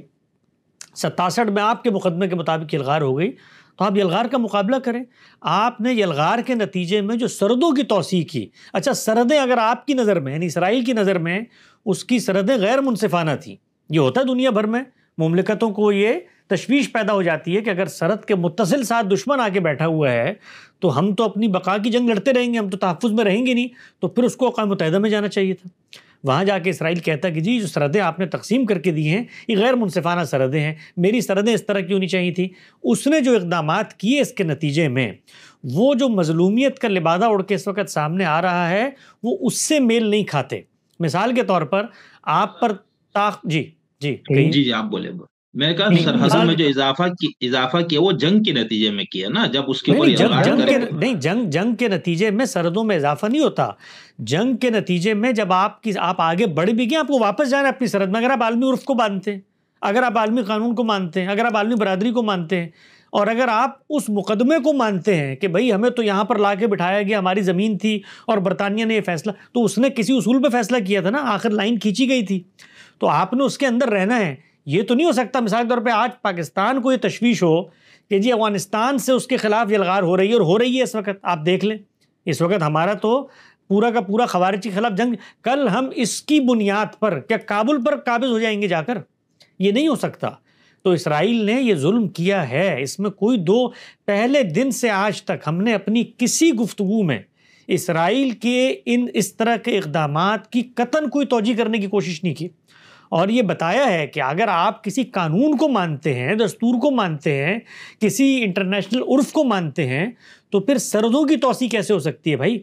پھر اگر سرحدوں کی توسیع آپ کر رہے ہیں تو پھر آپ کا اس کا مطلب یہ ہے کہ آپ اس سے باہر نکل چکے ہیں۔ پھر آپ یہ کہیے ہمارے توسیع پسندانہ عزائم تھے جس کی بنیاد پر ہمیں موقع ملا، جواز ملا، جواز ہم نے دیا، کوئی شک کی بات نہیں ہے، نقصان ہمیں ہوا، اس میں بھی کوئی شک کی بات نہیں ہے، لیکن آپ کوئی اخلاقی پوزیشن پہ نہیں کھڑے ہوئے۔ یعنی اسرائیل دنیا میں یہ مقدمہ لے کر اب نہیں جا سکتا مثال کے طور پر کہ جی میں اپنے تحفظ اور بقا کی جنگ لڑ رہا ہوں، اس نے اس کو بہانہ بنا کر نسل کشی بھی کی ہے، اس کا بہانہ بنا کر مظلوم لوگوں کو مارا بھی ہے، اس کا بہانہ بنا کر اپنی سرحد کی توسیع بھی کی ہے۔ کسی ایک چیز کی عالمی عرف میں کوئی سرے سے جسٹیفیکیشن نہیں پائی جاتی۔ اچھا، دوسرا یہ آپ نے جو اپنے اس مضمون میں بھی لکھا اور ابھی آپ نے اپنے گفتگو میں بھی یہ بات کی، تو اس سے تو یہ تاثر ابھر رہا ہے کہ آپ بھی یہی چاہتے ہیں، لیکن آپ یہ کہہ رہے ہیں نہیں یار ذرا تم طاقت قوت ذرا جمع کر لو پھر اسرائیل کو مارنا یا اس کا خاتمہ، آپ بھی یہی چاہتے ہیں؟ دیکھیے میں یہ چاہتا ہاں دیکھیے اگر دل کی آپ خواہش پوچھیں تو مسلمانوں کی بحالی ہو، مسلمان دنیا کے سیاسی اسٹیج پر اسی جگہ پر آئیں جہاں پر ہمیں ہزیمت کا سامنا نہ کرنا پڑے۔ ہماری قوم کے اندر اللہ تعالیٰ نے اسی طرح کے انسان پیدا کیے ہیں جیسے مغربی اقوام میں ہوتے ہیں، ان کے اندر بھی صلاحیت ہے، ان کے اندر بھی ٹیلنٹ ہے۔ جو خطے ہمیں مل گئے ہیں، اسرائیل کو ختم کیا جائے، اسرائیل کا خاتمہ کیا جائے۔ خاتمے کی جب آپ بحث کرتے ہیں تو خاتمے کی بحث جو ہے وہ اصل میں بہت سارے اور مقدمات کا پنڈورا باکس کھول دیتی ہے۔ خاتمے کی بحث میں سب کچھ آپ کو مل گئی نا، آپ کے وقت آپ کی نصیحت پہ عمل کیا مسلمان ممالک نے، اور اچھی طرح انہوں نے طاقت قوت حاصل کر کے نہ صرف مقابلہ کرنے کی بلکہ شکست سے فاش دینے کی صلاحیت میں آ جائے تو پھر وہاں پر اگر تو وہ مسلمان ہے تو پہلے تو ان کو قرآن مجید سے کچھ چیزوں کو کوالیفائی کرنا ہوگا۔ ہمارے دین میں کوئی اسرائیل ہو، کوئی فلسطین ہو، کوئی پاکستان ہو، سلطنت کے حصول کے لیے جنگیں نہیں ہو سکتی، یہ دین نے طے کر لیا ہے۔ تو اسرائیل کے خلاف کوئی اخلاقی مقدمہ ہے تو وہ اخلاقی مقدمہ پہلے کوالیفائی ہوگا، اور بحیثیت مسلمان پر کنسسٹنسی کے ساتھ وہ اخلاقی مقدمہ کیا ہے مسلمانوں کا؟ وہ یہ ہے کہ جی خطے کے اندر یہاں پر ناجائز طور پہ ان کو بٹھا دیا گیا تھا، یہ خطہ ہماری ملکیت ہے۔ مثال کے طور پر اگر یہ مقدمہ ہے جیسے ہاں یہ بات جو ہے، یہ بات اس پر کافی بحث ہو سکتی ہے، یہ ایسا نہیں ہے کیونکہ اس ملت کے ساتھ، اس زمین کے ساتھ ان کا رشتہ ہم سے پرانا ہے، اور اس کی بنیاد پر یہی میں کہتا ہوں جو میں نے آپ کے ساتھ ایک پوڈ کاسٹ میں بھی گفتگو کی تھی کہ اگر تاریخیت کا مقدمہ کھول دیتے ہیں تو پھر یہ ایک لمبا پنڈورا باکس ہے۔ پھر آپ کو مسلمان کے بارے میں اللہ نے یہ کہہ دیا ہے کہ تم تضاد میں نہیں جی سکتے، تو پھر تاریخیت کے مقدمے پہ ہندوستان کے ساتھ جو ہمارا ریلیشن پیدا ہوتا ہے اس کا بھی نظر ثانی کرنی پڑے گی، ترکی کو نظر ثانی کرنی پڑے گی کہ ساری جو آگے کی ریاستیں اس نے حاصل کی۔ تو مقدمہ کیا ہے؟ مقدمہ اگر دینی بنیاد ہے، اس کی ظلم اور عدوان ہے، تو اس کو عالمی ضمیر کی سطح پہ کوالیفائی ہونا چاہیے۔ مثال کے طور پہ اگر آج میں آپ کی جگہ پر ہوں اور مسلمانوں کو طاقت حاصل ہو جائے تو پہلا کام جو اسرائیل کے ساتھ ہوگا وہ ہوگا کہ اپنی جو سرحدیں عالمی عرف نے طے کی تھی اس کو واپس پہنچایا جائے۔ اس کے لیے ہمارے پاس طاقت ہو، قدرت ہو، جنگ کرنی پڑے ہم جنگ کریں گے۔ اس جنگ کا جواز موجود ہے، اس لیے کہ آپ نے سرحدیں بڑھائی ہیں تو اس کا مطلب یہ کہ جو کچھ طے ہوا تھا ہمارے آپ کے درمیان، یہ عالمی طور پر ایک سوشل کانٹریکٹ بن گیا تھا، اس کا آپ نے پاس نہیں رکھا، تو وہاں تک تو آپ کریں گے۔ سلطنت کا خاتمہ اس لیے کہ ایک فاتح نے وہاں پر اس کو لا کے بٹھا دیا تھا، تو پھر فاتحین نے جتنے فیصلے دنیا میں کیے وہ سب ریورس ہونے چاہیے، تو کوئی اصول ہونا چاہیے نا، اصول تو کنسسٹنٹ رہے گا۔ تو میرا یہ خیال ہے کہ مسلمانوں نے اس میں دو جو پوزیشنز ہیں وہ لی ہیں، اور ایک پوزیشن سیاسی قوتوں کی ہے، اور خود اسرائیل کے پاس بھی بڑا موقع تھا۔ دیکھیے آج سے 2 سال پہلے اگر آپ دیکھیں کچھ انٹرنیشنل سطح پہ جب یہ ٹرمپ کے پچھلے دور میں ابراہیمک اکارڈز ہوئے اور کچھ اس سیاسی دھول بیٹھنا شروع ہوئی جو تاریخیت کے مقدمے سے اٹھی تھی، اس میں اس کے پاس بھی موقع تھا۔ خود ایک کانفرنس کے اندر جو اردن کے وزیر خارجہ ہیں انہوں نے ایک موقع پر یہ کہا کہ میں 57 اسلامی ممالک کی طرف سے اگر یہ گارنٹی لانے میں کامیاب ہو جاؤں کہ اسرائیل اگر اپنی سرحدوں میں واپس چلا جاتا ہے تو اس کا دفاع ہم کریں گے۔ یہ بہت بڑی پیشکش تھی، لیکن کیا اسرائیل اس پہ آمادہ ہوا؟ تو اصل میں طاقت کا معاملہ یہ ہے کہ وہ سرکشی پیدا کر دیتی ہے، افراد میں بھی پیدا کر دیتی ہے، اداروں میں بھی پیدا کر دیتی ہے، قوموں میں بھی پیدا کر دیتی ہے، وہ شوریدہ سر ہوتے ہیں۔ تو اس وقت ہمیں جو یہود ہیں وہ شوریدہ سر نظر آ رہے ہیں، یعنی جو کچھ غزہ کے اندر اس وقت ہو گیا ہے وہ ٹھیک ہے کہ حماس نے آپ پر حملہ کیا، حماس آپ کے وجود کے لیے خطرہ بنی ہوئی، بھائی اس کا خاتمہ ہو گیا نا، لیکن کھانے کے ٹرک کیسے روک سکتے ہیں آپ؟ اور اس کے اندر آپ ابھی گزشتہ دنوں سنیں کہ جس طریقے سے انہوں نے اس کا مذاق اڑایا کہ لوگوں نے جب ان سے کہا، وہ جو ان کی IDF ہے اس کے سربراہ بیٹھے تھے ایک مذاکرے میں کہ بھئی وہاں پر لوگ اسٹارونگ اور بھوکے اور بالکل قحط کی صورتحال ہے، انہوں نے کہا نہیں ہمارے پاس تو تصویریں وہاں کے لوگ کھا کے موٹے ہوئے ہیں۔ تو یہ جو بے حسی ہے، لیکن اس میں دیکھیں نا اسرائیل کا مقدمہ یہ ہے کہ وہاں کا تو ہر شخص دہشت گرد ہے۔ مثال کے طور پر کل افغانستان سے آپ کی طرف بہت زیادہ اٹیک ہونا شروع ہو جائے اور آپ کو یہ سب کچھ کرنا پڑے تو آپ نہیں کریں گے، جیسے TTP وغیرہ کو دبوچنے کے لیے آپ لوگوں نے بہت کچھ کیا، آپ یہ نہیں یہ کریں گے؟ یہ مقدمے نہیں چل سکتے اس دور کے اندر، یہ مقدمے نہیں چل سکتے اس دور میں، یہ ناممکنات، اس لیے کہ آپ کو پہلے بتانا ہے کہ کمبیٹنٹ ہے کوئی شخص، وہ آپ کے خلاف اسلحہ لے کر کھڑا ہو گیا ہے، اور وہ آپ کے خلاف اس چیز میں اسلحہ لے کر کھڑا ہوا ہے جس میں آپ سمجھتے تھے کہ اس کو حق نہیں ہے۔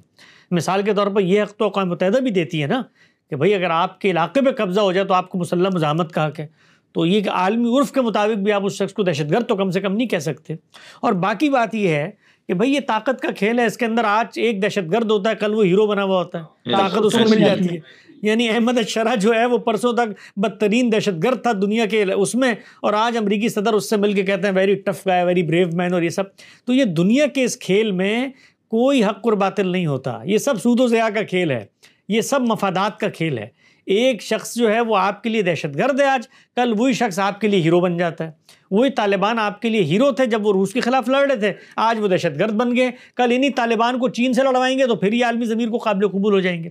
تو اس میں ہمیں یہ دیکھنا ہے کہ اگر ہم دین کو لے کر آ رہے ہیں تو دینی نظریات پہ کمپرومائز نہیں ہونا چاہیے۔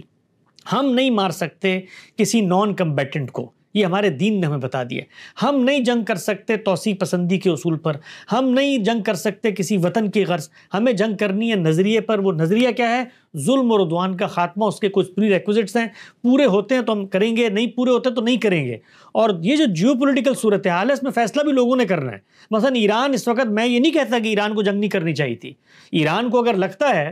کہ بھائی اس نے اپنے وجود اور اپنی بقا اور اپنے تحفظ کے، آخر اسرائیل نے ایٹم بم بنایا ہے نا۔ اسرائیل دنیا کے کسی اس کنسورشیم کا حصہ نہیں ہے جو لوگوں کو، انسپیکٹر کو اجازت دے آ کر ایٹم بم گننے کی۔ ایران ہے، ایران نے اعلان یہ کہا ہے کہ ہم بم نہیں بنانا چاہتے، لیکن مثال کے طور پہ خفیہ طور پہ اندر بنا بھی رہے ہوں تو بھائی عالمی ضمیر کے لیے یہ کون سے مسئلے کی بات ہے؟ آخر دنیا کے اندر، مطلب اسرائیل نے اعلان کر کے بم بنایا تھا، پاکستان نے اعلان کر کے بم بنایا تھا۔ طاقت کا کھیل ہے۔ اس طاقت کے کھیل میں ہمارے بھائی زاہد مغل صاحب یہ کہتے ہیں کہ پھر ایران کو تو یہ حق، بھائی جب آپ طاقت کے کھیل میں اتریں گے تو پھر مظلومیت کا نوحہ نہ پڑے، پھر آپ بم بنانے کی کوشش کریں گے، اگلے بم بنانے میں آپ کو ناکام کرنے کی کوشش کریں گے، اس میں آپ کی جانیں جائیں گی، اس میں آپ کا ملک تباہ ہوگا۔ تو بس یہ کشمکش ہے۔ اس میں آپ یہ کہیں جی ہم نے تو اللہ کی خاطر یہ کیا ہے، ٹھیک ہے، اگر آپ نے اللہ کی خاطر کیا اللہ آپ کو اجر دے گا، لیکن دنیا میں پھر آپ کے ساتھ کوئی نہیں کھڑا ہوگا۔ اگر آپ طاقت حاصل کرنا چاہتے ہیں تو پھر اس کے کچھ کانسیکوینسز ہیں۔ پاکستان پر بھی اگر آپ یہ کہیے تو یہ اللہ کا ایک معجزہ ہی ہے کہ ہم نے بم بنا لیا تو اس سے ہمارا تحفظ ہو گیا۔ ہم اگر اعلان کریں آج کہ ہم بم بنانے جا رہے ہیں تو دنیا ہمارے ساتھ کیا کرے گی؟ تو دنیا وہ جو کرے گی وہ کوئی انصاف کے اصول پہ نہیں کرے گی، اخلاق کے اصول پہ نہیں، طاقت کے اصول پہ کرے گی۔ تو طاقت کی اس جنگ کے اندر جس کو جو موقع ملتا ہے وہ موقع حاصل کرتا ہے۔ خود مسلمان ممالک جو اپنا تحفظ کر رہے ہیں اس وقت، سعودی عرب ہے یا اور باقی ممالک ہیں، امارات کی ساری ریاستیں ہیں، تو انہوں نے اپنے تحفظ کا طریقہ کیا نکالا کہ جو طاقت کے مراکز ہیں ان کے ساتھ مفاہمت پیدا کر لیں۔ یعنی اس وقت پورے مشرق وسطیٰ میں امریکہ جو آپریٹ کرتا ہے وہ ان ملکوں سے کرتا ہے۔ کبھی قطر جانے کا آپ کو موقع ملے، جتنا وہ ملک ہے اتنی وہاں پر بڑی امریکی بیس موجود ہے۔ تو ان ملکوں نے یہ معاملہ کیا اپنے تو ہر ملک اپنی بقا کی ایک جنگ لڑ رہا ہے۔ پاکستان اپنی سطح پہ لڑ رہا ہے، اس میں کوئی مذہب نہیں ہے، کوئی اس طرح کی ترجیح نہیں ہے، کوئی نظریہ نہیں ہے۔ یعنی مثال کے طور پر اگر کوئی نظریاتی جنگ ہے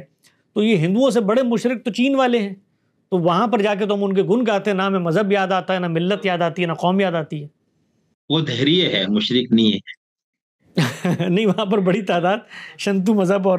جین مت کے ان لوگوں کے ماننے کی ہے، بدھزم کے بھی۔ اچھا، لیکن اس میں میں ایک ضمنی سوال کر کے بس آخری پورشن پہ جاؤں گا۔ یہ جو آپ نے تاریخیت کے مقدمے کو آج پھر بار بار دہرایا، اور مجھے لگتا ہے اتنے سارے لوگوں نے، اسکالرز نے، اہل علم نے آپ پہ سخت تنقیدیں کی، تو آپ نے اپنی رائے میں کوئی تبدیلی پیدا نہیں کی؟ آپ کو نہیں لگا کہ آپ کہیں پر غلط ہے اس معاملے میں؟ نہیں، میں نے تو جتنی مجھ پہ تنقیدیں ہوئی ہیں صرف ایک سوال کیا ان سے، وہ سوال یہ کیا کہ آپ اپنے مقدمے کو بے عینی ہی قبول کریں لیکن کنسسٹنٹ رہیں۔ میرا اس مقدمے پر ان پر یہ تنقید نہیں ہے کہ وہ اس مقدمے کو لے لیں، وہ تاریخیت کے مقدمے کو لے لیں۔ یہ میرا جو مقدمہ مثال کے طور پہ اس کی نفی میں ہے، یہ کوئی دینی نصوص کی بنیاد پر نہیں ہے۔ آپ سمجھتے ہیں کہ بھائی ایک زمین پر آپ کے آباء و اجداد کا مثال کے طور پر قبضہ تھا، وہ آپ کی ملکیت ہے، تو پھر کہانی بہت پیچھے تک جائے گی، پھر وہ شروع ہوگی آدم علیہ السلام پر جا کے کہ دنیا جن کو دی گئی تھی ان کی اولاد نے کس بنیاد پر دنیا کے اندر وہ آگے بڑھے۔ تو وہ مقدمہ رہے گا نہیں. ہندوستان کے اندر بھی ہر جگہ پر ہم جو مقدمہ ریفیوٹ کرنے کی کوشش کر رہے ہیں وہ یہ کہ بھائی تم اگر انویڈر کہتے ہو اورنگزیب عالمگیر کو، تو وہ اس کی 7 نسلیں تھی پیچھے جو انویڈ کر کے آئی تھیں. اورنگزیب عالمگیر ہندوستانی ہے، وہ ہندوستان کے اندر سے اٹھا ہوا ہے. اس نے اگر ظلم بھی کیا تو وہ ایک ہندوستانیوں کا ہندوستانیوں پہ ظلم ہے. وہ آپس میں بھی ہندو راجے آپس میں کر رہے تھے. تو اس کو اگر تم انویڈر کی بحث بناتے ہو، تاریخیت کی بحث بناتے ہو، کفر و اسلام کی بحث بناتے ہو، تو حاصل کچھ نہیں ہوگا.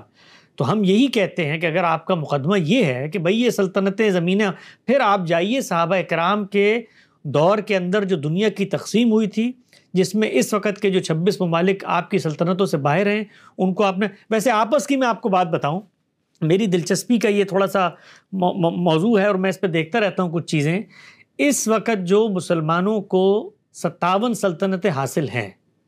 تاریخیت کے مقدمے پہ جو صحابہ اکرام کا رقبہ تھا، تاریخیت کے مقدمے پہ بتا رہا ہوں میں آپ کو، وہ رقبہ اس سے بہت کم تھا. اس وقت زیادہ رقبہ ہے،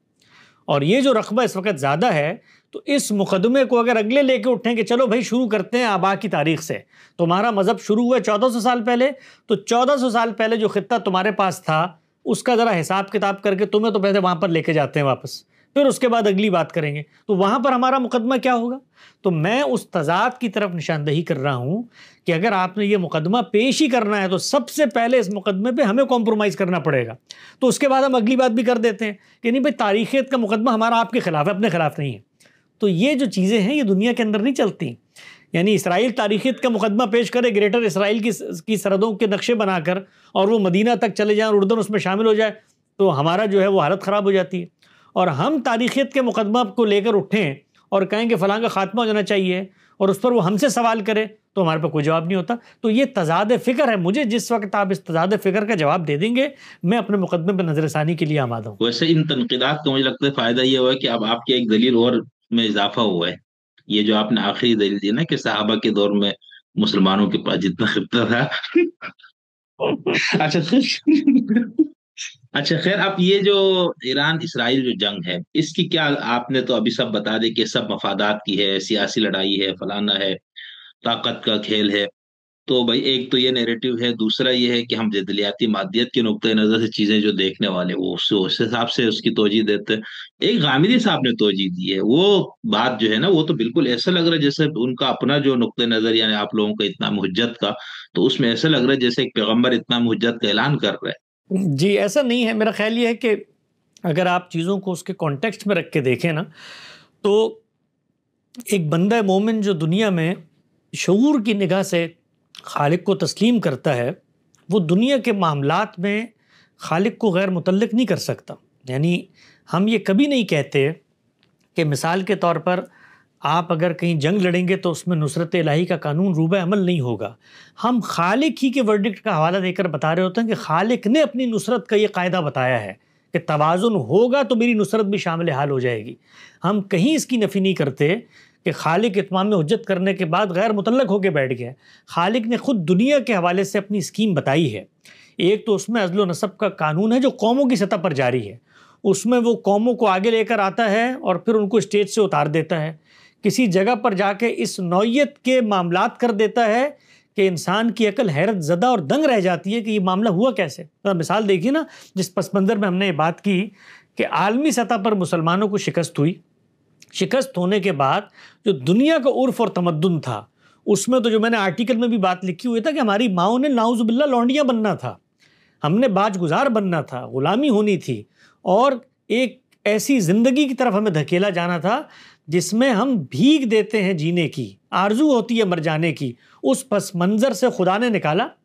اور وہ قومیں جو طاقتیں پا رہی تھیں خود آپس میں ان کو لڑوا دیا. اب جب ہم کہتے ہیں لڑوا دیا، تو یہ یوں نہیں ہوتا کہ مثال کے طور پہ ہٹلر پر وہی آئی تھی کہ جا کر تم برطانیہ پر چڑھ دوڑو. یہ ہوتا ہے کہ سارے معاملات خدا کے اذن سے ہوئے، خدا کی مشیت سے ہوئے، اس نے ہونے دیے، اور اس کے کچھ نتائج نکلے. ان نتائج کا اگر آپ تجزیہ کریں تو یہ حقیقت ہے. میں نے اپنے آرٹیکل میں بھی لکھا کہ جو دنیاوی اصول ہیں، یعنی جو اس وقت مادہ پرستی کے پس منظر میں آپ دیکھ لیں، ان کی توجیہ ناممکنات میں سے ہے. یعنی یہاں پر کچھ لوگ پیدا ہوتے ہیں، وہ فلسفے پیش کرتے ہیں، ان فلسفوں سے کچھ حکمران متاثر ہوتے ہیں، اس کا اثر عالمی سطح پر جاتا ہے، خود عالمی قوتیں یکا یک باہم دست و گریباں ہو جاتی ہیں، اس کے نتیجے میں ان سلطنتوں سے وہ بھاگنے پر مجبور ہو جاتی ہیں، وہاں پر ایک تقسیم ہوتی ہے، اس تقسیم میں جہاں پر ہم کہیں نہیں کھڑے ہوئے تھے عددی تعداد کے علاوہ، وہاں پر ہمیں 57 ممالک مل جاتے ہیں۔ ان 57 ممالک کے ملنے کے بعد اگر ہم کسی خدا کو مانتے ہیں تو ہم یہ دیکھیں گے نا کہ بھئی شکست کے باوجود اگر میں بدحال تھا، نہ میرے پاس تعلیم تھی، نہ پس منظر تھا، نہ تجربہ تھا، اور مجھے یکا یک اتنی بڑی سلطنت، اتنا بڑا مرتبہ، اتنی بڑی نوکری مل گئی، تو میں یہ دیکھوں گا نا کہ یہ جس نے دی ہے تو آخر وہ بھی تو دنیا میں موجود ہے، اس کے بھی کچھ قوانین چل رہے ہیں، اس کے مجھ سے کچھ تقاضے ہیں کہ نہیں ہیں اس پر۔ تو ہم نے یہ کہا ہے کہ اللہ تعالیٰ نے ہر جگہ یہ بتایا ہے کہ لَإِن شَكَرْتُمْ لَأَزِيدَنَّكُمْ، بندہ مومن قناعت کرتا ہے، شکر کرتا ہے تو اللہ اس میں افزونی کرتا ہے، اضافہ کرتا ہے۔ تو ہم گرے ہوئے تھے، ہمیں خدا نے اٹھا دیا، اٹھا کے اس جگہ پر پہنچا دیا، اور ہمارے قدموں تلے سے تیل کے کنویں اور ندیاں بہا دیں، اور ہم وہ قوم جس قوم کو سر چھپانے کی جگہ نہیں مل رہی تھی، آپ امیجن کریں ہم یہود کی طرح دنیا میں بھٹک رہے ہوتے، آج ملک ہمارے ساتھ وہی معاملہ ہو رہا ہوتا جو 100 سال ان کے ساتھ ہوا، لیکن یکا یک صورتحال خدا نے بدلی اور ہمیں عالمی منظرنامے پہ اس سیاسی افق پہ ابھار کے 57 ریاستیں دے دی، اور ان ریاستوں کے اندر ہمارے پاس نہ صرف یہ کہ نیم خود مختاری ہے، بلکہ کسی حد تک ہم دنیا کے معاملات میں اثر انداز ہونے کی پوزیشن میں کھڑے ہوئے ہیں، اس لیے کہ ہمارے پاس کچھ نہ کچھ مالی طاقتیں ہیں، کچھ اسٹریٹجک پوزیشنز ہیں، کچھ قومی خزانے ایسے ہاتھ آگے ہیں، تو اس میں خدا کی طرف ہمیں دیکھنا ہے کہ نہیں دیکھنا۔ اور پھر ہم کوئی وہ قوم ہے جو بے یار و مددگار بازار میں کھڑے ہوئے ہیں، ہم کوئی بیرائی کا غلہ ہیں، ہم کوئی رام کی لیلا ہیں، ہم کوئی کیلنڈر کا کھیل ہے، نہیں، ہم خدا کی اسکیم کے اندر اس امت کی حیثیت سے کھڑے ہوئے ہیں جس کے کندھوں پہ کچھ ذمہ داری ہے، اور وہ ذمہ داری خدا کے قانون کے تحت ہے۔ جی یہاں آپ پھر وہی امت والی بات کر رہے ہیں، یہاں تو ریاست ہے نا، اب جیسے ایران ہے مثال، اس کے پاس بھی تیل کے کنویں اور گیس کے ذخائر سب ہے، سعودی عرب کے پاس بھی تیل ہے، سعودی عرب نے اس طرح کے پنگوں میں حصہ نہیں لیا تو سکون سے بیٹھا ہوا ہے، وہ اپنے ملک نہیں، وہ تو سکون سے بیٹھا ہوا ہے، لیکن خدا کے کچھ قانون ہیں اس کے ساتھ، وہ بنی اسماعیل کے ساتھ جڑے ہوئے ہیں، اور ہم جب ایمان لاتے ہیں تو ہم اس بنی اسماعیل کے ساتھ تابعاً شامل ہو جاتے ہیں۔ یعنی اس کا یہ مطلب ہرگز نہیں ہے کہ جس وقت ہم یہ کہیں کہ ممالک کی تقسیم ہے، نیشن اسٹیٹ کا دور ہے، قوموں کی جنگ ہے، فلسطینی ایک قوم ہے، فلاں دوسری، وہ سب چیزیں اپنی جگہ پر ہیں، لیکن اس سب کے باوصف اگر ہم کسی نظریے کو مانتے ہیں تو کچھ اس کے تقاضے ہوں گے ہم سے کہ نہیں ہوں گے، سوال یہ ہے۔ تو اللہ تعالیٰ تو قرآن مجید میں یہ کہتا ہے اس امت کو، وہ بنی اسماعیل ہے اور ہم اس کے تابع ہیں، کہ کذالک جعلناکم امۃ وسطا لتکونوا شہداء علی الناس ویکون الرسول علیکم شہیدا، اسی طرح تمہیں اٹھایا ہے جیسے بنی اسرائیل کو اٹھایا تھا، اور ان کے ساتھ کچھ وعدے تھے، قرآن مجید نے بتایا ہے ان عدتم عدنا، اگر تم لوٹو گے تو میں بھی لوٹ کے آؤں گا۔ تو اللہ تعالیٰ کے کچھ قوموں کے ساتھ وعدے ہیں، ہم بھی خدا کی اس قوم کا حصہ ہیں، اور اس قوم کے اوپر کچھ ذمہ داریاں ہیں، اور اس قوم کو اللہ پٹائی لگاتا ہے، اس قوم کو بھی لگائی ہے۔ لیکن سر مجھے تو یہ لگ رہا ہے نا کہ اس میں اللہ تعالیٰ جو ہے بیچارہ اس کو سمجھ میں نہیں آ رہا ہے کہ بنی اسماعیل کو تازیانے لگانے تھے، جس کے اندر سعودی عرب بھی شامل ہے، قطر بھی شامل ہے، UAE بھی شامل ہے، ایران بھی شامل ہے، وہ کوڑا سارا ایران کے اس پہ برسوار ہے، بھائی تو پوری بنی اسماعیل پہ لگواؤ نا، سعودی عرب پہ بھی لگوائیں آپ، ہم پاکستانیوں پہ بھی لگوائیں، سب پہ۔ افغانستان ابھی ماشاءاللہ سے سکون میں، نہ وہ اس پہ کوئی بیان دے رہے، نہ اس کو امت کا درد ہے، نہ کچھ بھی نہیں ہے، ہم نے تو کوئی بیان نہیں دیکھا۔ تو یہ تو قانون اس طرح سمجھ میں نہیں آتا کہ خدا بھی جو ہے نا کوئی علیم و خبیر ذات کے طور پر، تو پھر تو تمام مسلمانوں کو عذاب میں مبتلا کرنا چاہیے، جس طرح یہود کے ساتھ کیا ہے اس نے قرآن پاک کی ان آیات کو جو اس کے آپ لوگ یہ تفسیر کرتے ہیں۔ قوموں کی سطح پہ خدا کی سنت کے ظہور کو اگر آپ نے دیکھنا ہو تو خود یہود کی تاریخ آپ کو پڑھنی چاہیے، جس میں یہ بات سامنے آئے گی کہ قوموں کے ساتھ خدا کا یہ معاملہ یکا یک نہیں ہوتا، اس لیے کہ قوموں کو خاتمہ نہیں کرنا اس نے دنیا سے، قوموں کو برقرار رکھنا ہے، ان کو مہلت دینی ہے۔ ان کے گروہوں کے اندر اگر کہیں انحراف ہو رہا ہے تو کچھ ان کو اندیشے بھی ہوں گے، کچھ تنبیہات بھی ہوں گی، کچھ خدا کی طرف سے انعامات کا ظہور بھی ہوگا، تاکہ قومی سطح پر شعور بیدار ہو۔ اگر خاتمہ ہی کرنا ہے تو پھر تو یہود کا اللہ تعالیٰ کو خاتمہ کر دینا چاہیے تھا۔ اور بھائی اگر پٹائی لگنی ہے ان کی تو ان کو زندہ بھی رکھنا ہے، عروج بھی ملنا ہے، بحالی بھی آنی ہے، موقع بھی ملنے ہیں۔ یہی معاملہ امت مسلمہ کے ساتھ بھی ہو رہا ہے، یعنی اس وقت جس کو آپ کہتے ہیں وہ آسودہ حالی میں ہیں، وہ مغرب کے باج گزار بن کے آسودہ حال بیٹھے ہوئے ہیں، اس میں خدا کی طرف سے کچھ ان کے ساتھ معاملات اب ہوئے یہ ہیں۔ دیکھیں اب یہ آپ یہ نہ کریں نا، باج گزار بن کے کس طرح سے، مطلب جو اس چلو وقت جس ملک نے کہا ہم نہیں باج گزار بنتے، 40 سال سے پابندیوں کا شکار ہے نا مثال کے طور پر، اور آپ یہی وہی تانے ہے جو یہ لوگ دیتے ہیں، جو ایرانی کے نیریٹو کے لے کے چلنے والے، وہ یہی سارے تانے ان کو دے رہے، وہی تانا آپ بھی دے رہے۔ باج گزار کس طرح سے؟ بھائی وہ ایک حق کی خدمت دے رہے کہ ان کی حفاظت کے لیے ان کے فوجیوں کو اس نے نوکر رکھا ہوا ہے، باج گزاری تو نہیں ہے یہاں پر کوئی۔ ہاں ہاں ملازم ہے بھائی، وہ تم یہ تنخواہ دے رہا ہوں میں یہاں یہ پر۔ یہ جو آپ نے بیان دیا ہے نا، یہ کسی سعودی شہزادے کی زبان سے دلوا کے دکھا دے مجھے کہ ہم نے امریکیوں کو نوکر رکھا ہوا ہے، ہمارے یہ نوکر ہیں، ہماری غلامی کر رہے ہیں، ہماری حفاظت کر رہے ہیں۔ حقیقت یہ نہیں ہے۔ ان کے ملکوں کے اندر ان کی جو قیادت بیٹھی ہوئی ہے، کبھی پس منظر میں دیکھیں بھائی وہ قیادت ان سے معاہدہ کر کے وہاں پر حکومت ملی ہے اس کو۔ یعنی سعودی عرب کے اندر جو اس وقت خاندان بیٹھا ہوا ہے، وہ تو اس معاہدے کے نتیجے میں ہے جس میں عثمانیوں کا خاتمہ ہوا تھا اور برطانیہ عظمی نے ان کو وہاں پر اقتدار دیا تھا۔ اس کی ذرا شکیں پڑھیں کہ جن کے اندر اس تحفظ کی ذمہ داری انہوں نے لی ہوئی ہے کہ ان عالمی قوتوں کے مفادات کے خلاف کچھ ہوگا تو ہم کہاں کھڑے ہوئے ہوں گے۔ تو صورتحال اتنی سادہ نہیں ہے جس طریقے سے ہمارے یہاں کے مولوی پیش کر رہے ہوتے ہیں۔ پاکستان پر تو وہ تازیانہ نہیں لگ رہا نا پھر بنی اسماعیل والا۔ پاکستان تو آیات من آیات اللہ ہے، اس کا معاملہ سب سے مستثنا ہے۔ ہم تو گرتے ہوئے کھڑے ہو جاتے ہیں، چلتے ہوئے دور پڑتے ہیں، وہ اس کا معاملہ وہی ہے کہ کسی کو سمجھ میں نہیں آتا کیا ہو رہا ہے۔ لیکن دیکھیے اگر عالمی سیاست میں تو ادنا سا طالب علم ہوں، اس میں بالکل چیزوں کو ابتدائی سطح پہ دیکھتا ہوں، ہر ملک ایک کشمکش میں ہے، اور ایک صورتحال وہ ہوتی ہے جو سامنے نظر آ رہی ہوتی ہے ہمیں، جو ہم دنیا کو پردہ دکھا، ایک ہوتی ہے جو ریاست کے کار پرداز اندر دیکھتے ہیں۔ یعنی اس وقت بھی ایران کے ساتھ ہماری مثال کے طور پر کوئی نہ کوئی ہمدردی ہوگی، اور ہوگی، میری سب سے زیادہ ہے، مسلمان ہیں اور مذہبی لوگ ہیں، مذہبی لوگوں کے ساتھ مذہبی لوگوں کی ہمدردی ہوتی ہے، ہر انسان کی ہے، سب سے زیادہ دکھ ہے، سچی بات ہے، میں آپ کو اپنا پرسنل ایکسپیرینس بتا رہا ہوں۔ اس کے باوجود کہ ہم لوگ بچپن سے جس پس منظر میں بڑے ہوئے، سنی پس منظر، دیوبندی پس منظر، اس میں شیعت کے خلاف جو نفرت کی ایک پورا کا پورا بیج بویا جاتا ہے، دلی دکھ ہے۔ اور وہ دکھ کی وجہ بھی، یعنی اگر آپ اس کو ڈی کوڈ کریں تو شاید میں بتا نہ سکوں، لیکن وہ شاید ہماری مذہبیت ہے کہ ایک ملک جو مثال کے طور پر جس کے اندر کم سے کم مذہب یا اسلام یا اس پس منظر کی بات تھی، وہ لوگ تعبیر غلط ہو سکتی ہے، نظریہ غلط ہو سکتا ہے، لیکن ان کے اخلاص پر، ان کی جدوجہد پر، انہوں نے جس طریقے سے ایک چیز کو سامنے رکھ کے کچھ کانسیکوینسز کو بھگتا ہے، اس کے جو نتائج ہیں اس کی عظیمت کا جذبہ بھی ہے۔ تو میں سچی بات ہے، میں تو بہت دکھی ہوں جو اس پورا صورتحال ہوئی ہے۔ اللہ تعالیٰ اس میں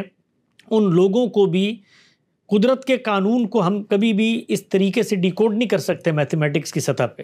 اور کبھی کبھی ظالم اپنے اعتماد میں آ کے بہت کچھ کر گزرتا ہے، اس کے نتیجے میں اس کو نقصان ہوتا ہے۔ تو ہو سکتا ہے اس موقع پر اللہ تعالیٰ اس بڑے ظالم کو جس نے یہ اقدامات کیے ہیں، کچھ چھوٹے لوگوں کے ذریعے کچھ سبق سکھا دے، اور اللہ کرے اس میں اس کو موقع ملے، اور دنیا کے ضمیر کو بھی موقع ملے کہ ظلم کی یہ جو کتھا ہے یہ ہمیشہ نہیں پڑھی جا سکتی۔ تو دلی دکھ ہے، سچی بات ہے، اللہ تعالیٰ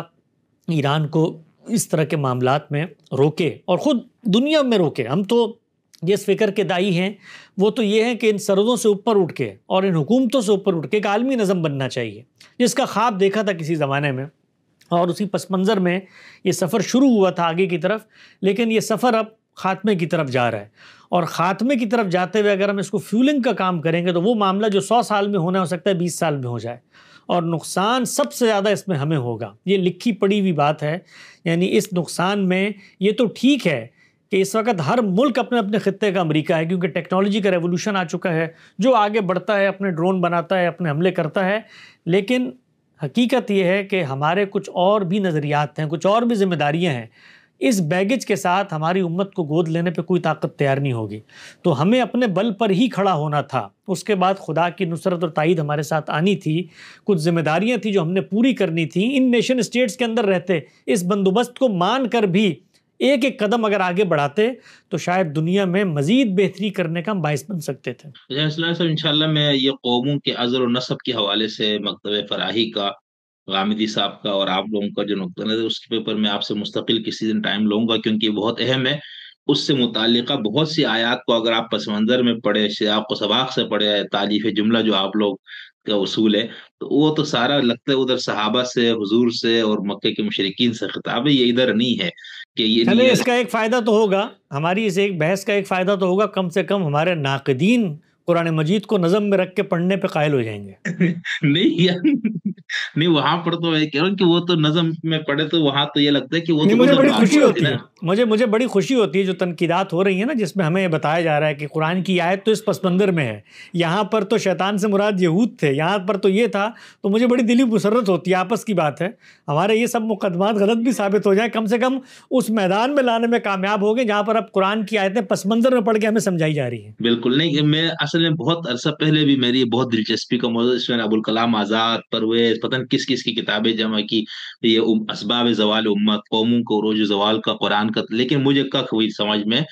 آ گیا، پھر سوشلی ہسٹورین نظریات وغیرہ ادھر ادھر چلے گئے، تو میں نے کہا آپ سے انشاءاللہ ایک اس پہ رکھیں گے اور بہت اچھی گفتگو انشاءاللہ آپ سے ہوگی۔ اچھا غامدی صاحب نے یہ آیت جو پیش کی نا، سورہ اعراف کی آیت نمبر 167، وَإِذْ تَأَذَّنَ رَبُّكَ لَيَبْعَثَنَّ عَلَيْهِمْ إِلَى يَوْمِ الْقِيَامَةِ مَن يَسُومُهُمْ سُوءَ الْعَذَابِ إِنَّ رَبَّكَ لَسَرِيعُ، آیت نہیں پڑھی انہوں نے لیکن حوالہ یہی دیا تھا، تو وہ جب میں نے ڈھونڈی تو یہ آیت نکلی، اور ترجمہ میں غامدی صاحب کا ہی پڑھ رہا ہوں، اور وہ بات بھی یاد دلاؤ جب تمہارے پروردگار نے بریکٹ میں لکھا ہے اپنے اس فیصلے سے انہیں آگاہ کیا کہ روز قیامت تک وہ ضرور ایسے لوگوں کو ان پر مسلط کرتا رہے گا جو انہیں نہایت برے عذاب دیں گے۔ حقیقت یہ ہے کہ تمہارا پروردگار بہت جلد سزا دینے والا بھی ہے اور یقیناً بخشنے والا اور نہایت مہربان بھی۔ تو اس پہ جو حاشیہ ہے 554 کا، اس میں غامدی صاحب نے لکھا ہے، میں اصلاحی صاحب کی تفسیر بھی رکھی تھی لیکن یہاں پر ٹائم کم ہے، اس لیے میں صرف اس میں غامدی صاحب لکھتے ہیں کہ بنی اسرائیل کو اس فیصلے سے ابتدا ہی میں آگاہ کر دیا گیا تھا، چنانچہ بائبل کے صحیفوں، اخبار اور استثناء میں کئی جگہ اس کا ذکر ہوا ہے۔ انبیاء علیہ السلام اس کے بعد بھی انہیں اس کی یاد دہانی کرتے رہے۔ یسعیاہ، یرمیاہ اور دوسرے تمام نبیوں کے صحائف اسی تنبیہ پر مشتمل ہیں۔ آخر میں سیدنا مسیح علیہ السلام نے یروشلم کی گلیوں میں اس کی منادی کی۔ یہ فیصلہ کس طریقے سے نافذ ہوا، دنیا کی تاریخ اس کی گواہی دیتی ہے۔ اس وقت بھی ارض مقدس میں یہ اسی مقصد سے جمع کیے جا رہے ہیں۔ پھر آگے انہوں نے استاذ امام کا حوالہ دیا کہ استاذ امام لکھتے ہیں یہ آشیہ بندی بھی ایک نئے طوفان کی دعوت ہے جس کے بعد ان کی پوری مجتمعی قوت انشاءاللہ یک قلم ختم ہو جائے گی۔ تو یہاں سے تو یوں لگ رہے ہیں نا جیسے انشاءاللہ اللہ تبارک و تعالیٰ نے امام حسین کے علم کو اٹھانے والے ایران کو مسلط کر دیا ہے اس قانون کو نافذ کرنے کے لیے، وہ عذاب کا تازیانہ بن کے، لیکن آگے جا کے غامدی صاحب نے فوراً ایران کو بھی عذاب الہی کے اندر شامل کر دے، تو ایک گل سانو سمجھ نہیں آئی۔ ہاں، اس میں دیکھیے دو چیزیں ہیں، ایک تو یہ ہے کہ عام طور پہ بڑی کنفیوژن ہوتی ہے، جو آپ نے پیچھے بھی بتایا تھا کہ قرآن مجید کی آیتیں تو خاص پس منظر میں ہیں، تو اس کو بڑی دقت نظر کے ساتھ دیکھنے کی ضرورت ہے۔ اس پر بڑی تفصیلی گفتگویں کی ہیں غامدی صاحب نے کہ سیدنا مسیح کے جو مخاطبین قرآن مجید میں زیر بحث ہیں بنی اسرائیل، ان کے ساتھ دو معاملات الگ الگ ہو رہے ہیں۔ ایک معاملہ وہ ہے جو رسول کے انکار کے نتیجے میں عذاب آتا ہے، اور وہ رسول بھی کون سا ہے؟ وہ جو ایک منتخب قوم میں اتمام حجت کر کے بالکل آخری درجے میں آ چکا ہے اور اب قوم ہی کو اس ذمہ داری سے معزول کیا جا رہا ہے۔ تو ایک تو وہ عذاب ہے، اس پس منظر میں قرآن مجید بے تحاشا جگہوں پر ان کو بتاتا ہے کہ اب تمہارے ساتھ یہ ہونے والا ہے۔ ایک اللہ تعالیٰ کی سنت ہے جو قوموں سے متعلق ہے، وہ قوم ہے جس کا اس نے استفا کیا تھا۔ اس کو تورات میں بڑی تفصیل سے بیان کیا ہے، خود غامدی صاحب نے میزان میں لکھا ہے اللہ تعالیٰ کا وہ قانون کیا ہے، اور وہ قانون قوموں سے متعلق ہے، اور وہ قومیں صرف بنی اسرائیل نہیں ہیں، وہ قومیں بنی اسماعیل بھی ہیں، کیونکہ بنی اسماعیل کا جو تقرر ہے وہ اسی اصول پر ہوا ہے استفا کے جس پہ بنی اسرائیل کا ہوا تھا۔ اس کو قرآن مجید نے بیان کیا، کذالک جعلناکم، اسی طرح ہم نے یہ کام کیا ہے۔ جب اسی طرح یہ کام ہوا ہے تو اسی طرح اللہ تعالیٰ ان قوموں کے ساتھ جن کو ذمہ داری دی جاتی ہے کچھ آزمائش کے معاملات کرتے ہیں۔ اب یہ جو چیز ہے کہ جب یہ آپ کے سامنے خدا کی یہ ہدایت آتی ہے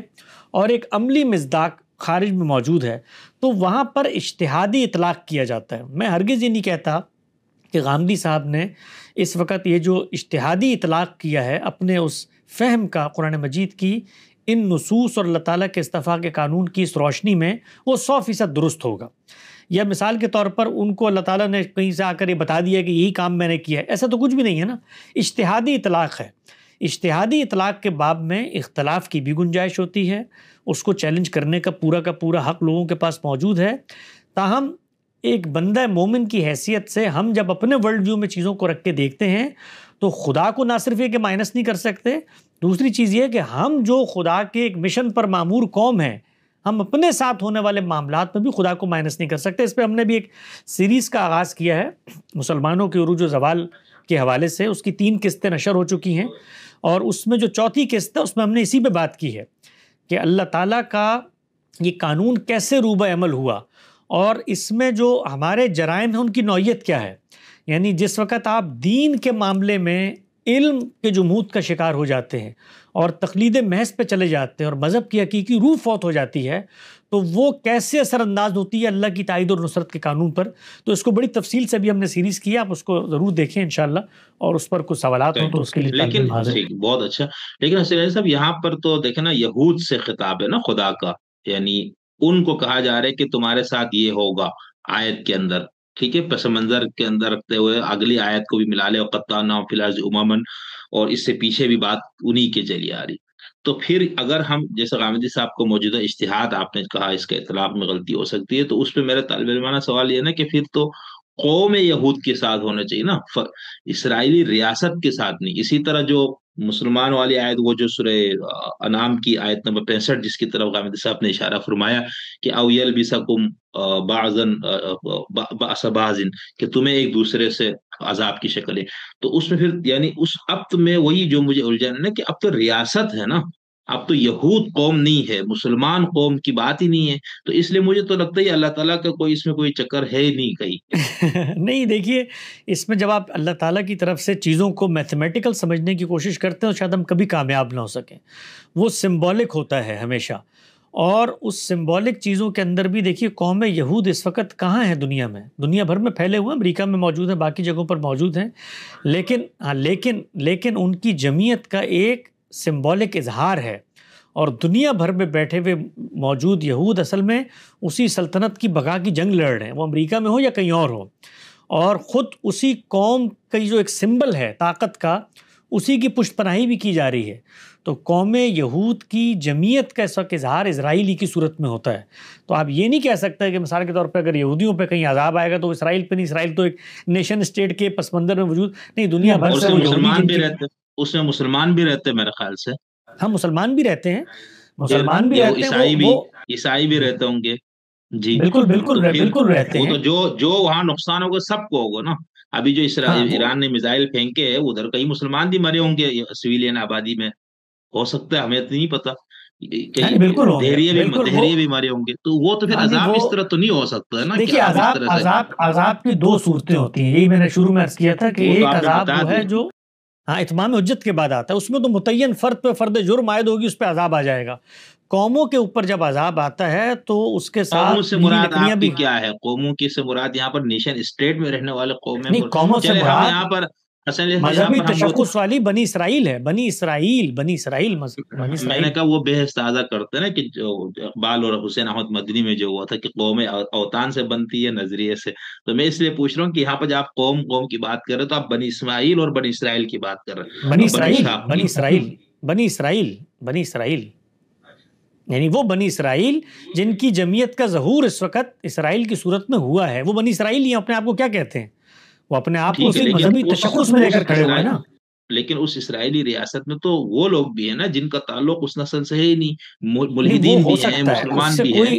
اس سے کوئی فرق نہیں پڑتا، وہ تابع کی حیثیت سے وہ ان کو اس درجے کا اپنے بنی اسرائیلی سمجھتے ہیں، یعنی وہ اسرائیل جو نیشن اسٹیٹ کے تحت وجود پذیر ہوا اس کا شہری سمجھتے ہیں، انہوں نے اپنی قوم کا حصہ بنا دیا ان مسلمانوں کو جو وہاں پر موجود ہیں، نہیں بنایا نا، وہ تو ایک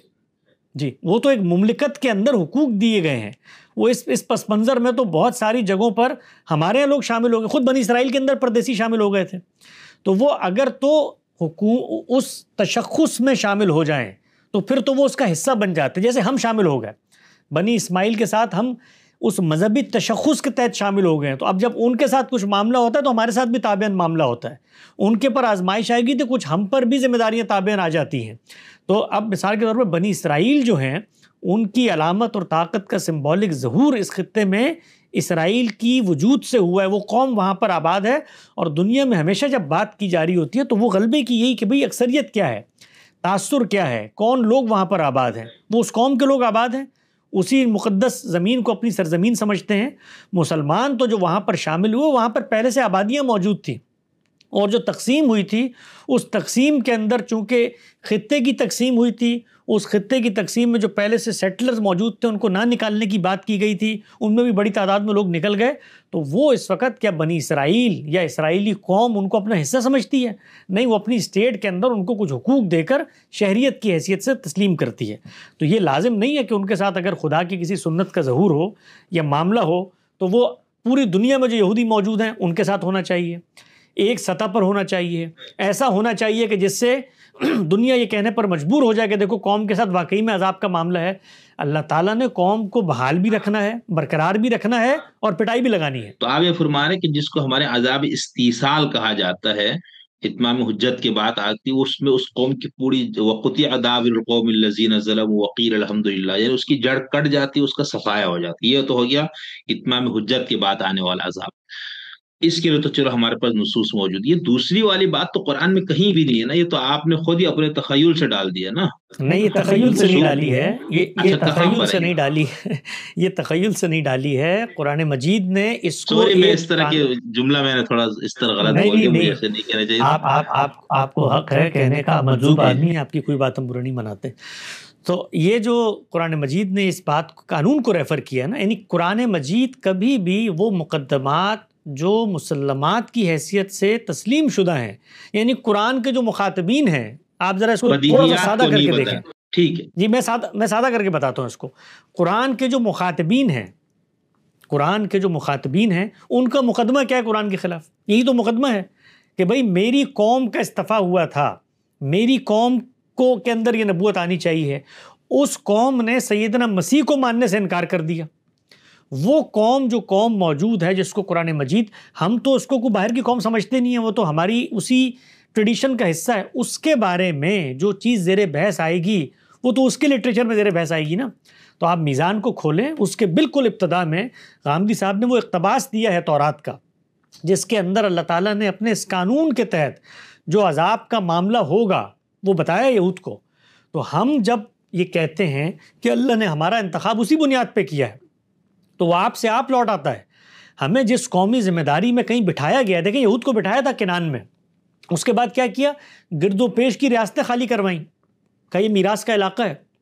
اس لیے کہ قوم یہاں پر رہے گی اور قوم نے یہ کام کرنا ہے، قوم کو تحفظ کی ضمانت دی ہے. رسول اللہ صلی اللہ علیہ وسلم نے کیا کیا؟ اتمام حجت، یعنی دونوں قوانین پیرلل چل رہے ہوتے ہیں ان قوموں کے ساتھ جن کا استفا ہو گیا ہے. تو خود رسول اللہ صلی اللہ علیہ وسلم نے یہ جو گرد و پیش کے علاقے خالی کروا کے اسلام کے لیے خاص کر دیے، جس کو شاہ ولی اللہ کہتے ہیں تجرد للاسلام ہو گیا ابھی یہ، تو وہ کس پس منظر میں ہوا؟ وہ قوم کی اسی قومی حیثیت میں خدمات انجام دینے کے لیے ان کے تحفظ کے پس منظر میں ہوا کہ یہ ہوگا تو پھر معاملہ ہوگا. اب مثال کے طور پر وہ قوم اس جگہ پر نہیں اترتی، تو آپ دیکھیے کہ ہمارے دینی پیراڈائم میں، اب یہ میں ایک اور سوال چھوڑے جا رہا ہوں آپ کے لیے، اس پر کبھی الگ سے بات کیجیے گا، یہ ایک الگ موضوع ہے کہ جس وقت صحابہ کرام نے فتوحات کی ہیں، سیدنا عمر نکلے ہیں اور یہ پورا گریٹر شام کا علاقہ انہوں نے فتح کیا ہے، کیونکہ یہ اس وقت جو ہولی رومن امپائر تھی ان کے تسلط کا یہ علاقہ تھا، اور رسالت مآب صلی اللہ علیہ وسلم نے یہاں پہ خطوط لکھے تھے، اور یہاں پر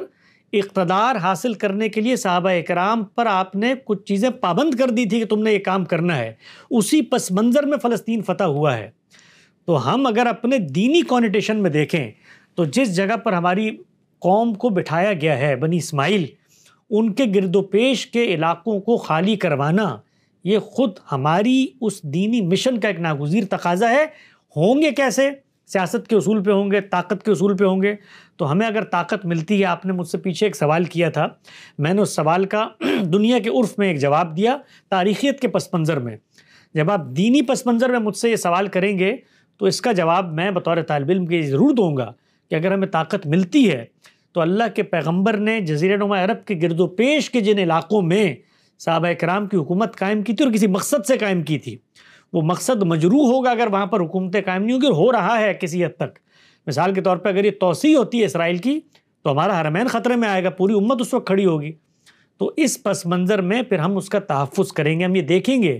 وہ، اور وہاں پر کوئی اسرائیل اور یہود کی شرط نہیں ہے، کوئی ہندو بھی آ کے ریاست بنائیں گے تو اس کا بھی خاتمے کے بارے میں غور کریں گے. صحیح، بہت اچھا، بہت شکریہ. اچھا سر، یہ آخر میں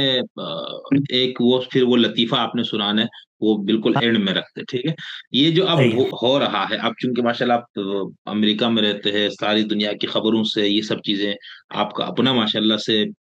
سیاسیات پر،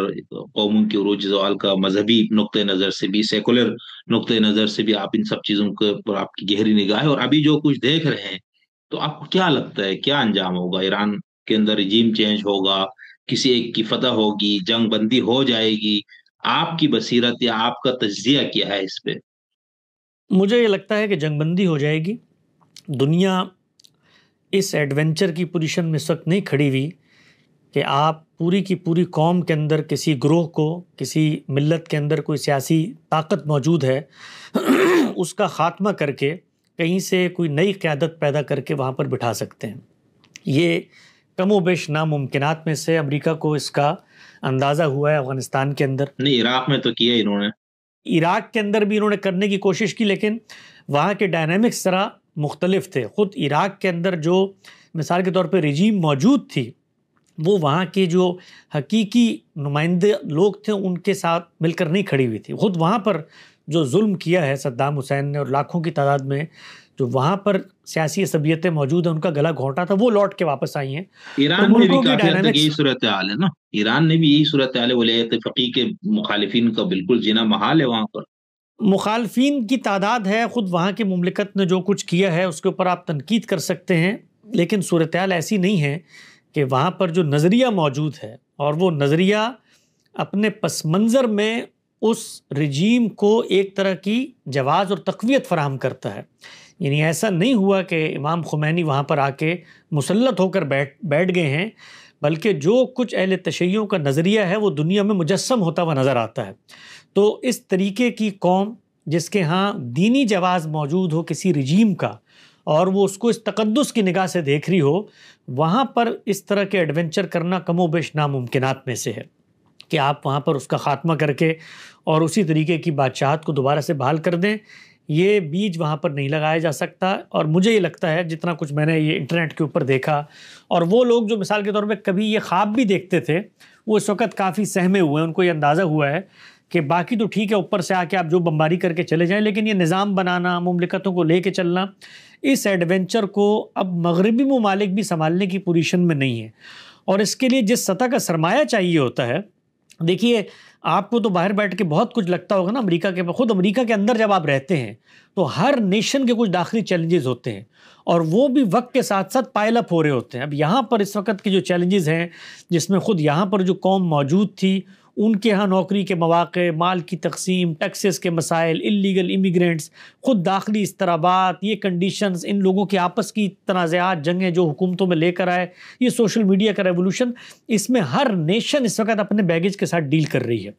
تو یہ آسان کام نہیں رہا کہ اس طریقے سے آ کر آپ مثال مطلب یہ تو ہو سکتا ہے کہ بھی خاتمے کا بندوبست کر لیا جائے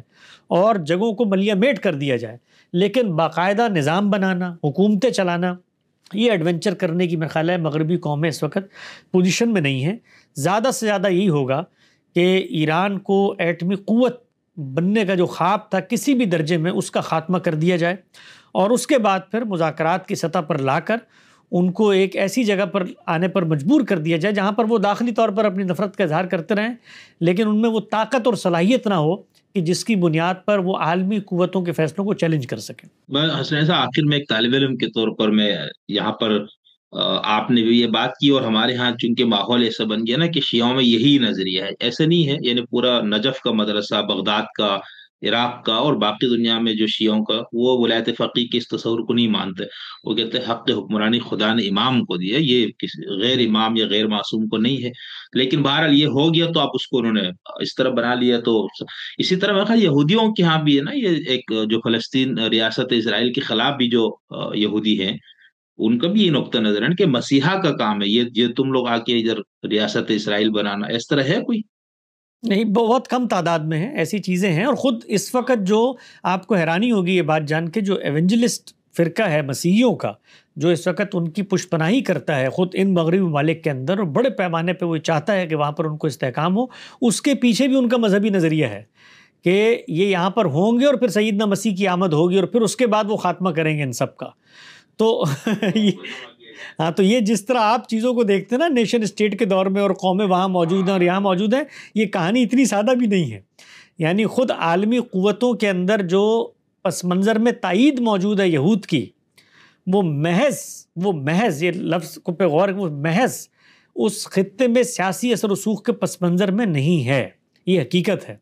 اس پر بہت کچھ یہاں پر آپ کو لٹریچر بھی مل جائے گا. مجھے خود موقع ملا ہے براہ راست کچھ جگہوں پر سمجھنے کا، بات چیت کرنے کا، کہ یہاں پر جو مسیحیوں میں سپورٹ ہے اس وقت،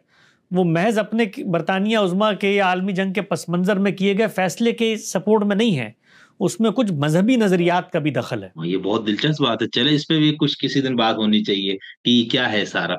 نہیں ٹھیک، بہت شکریہ. آپ وہ لطیفہ آپ اگر سنانے، میں نے آپ سے بہت ٹائم لے لیا. لطیفہ سنایا تو چونکہ آپ نے ایران کا ذکر کیا، تو ہمارے ایک دوست ہیں بڑے مشہور کالم نویس ہیں، انہوں نے بتایا کہ پاکستان کے اندر جو اخبارات ہیں ان کی ایک ایڈیٹوریل پالیسی ہے جس میں وہ کبھی بھی نام نہیں لکھتے ایران کا، وہ ہمیشہ اس کے لیے برادر اسلامی ملک کہتے ہیں. تو وہ انہوں نے کہتے ہیں کہ میں نے ایک کالم میں غلطی سے ایک محاورہ لکھ دیا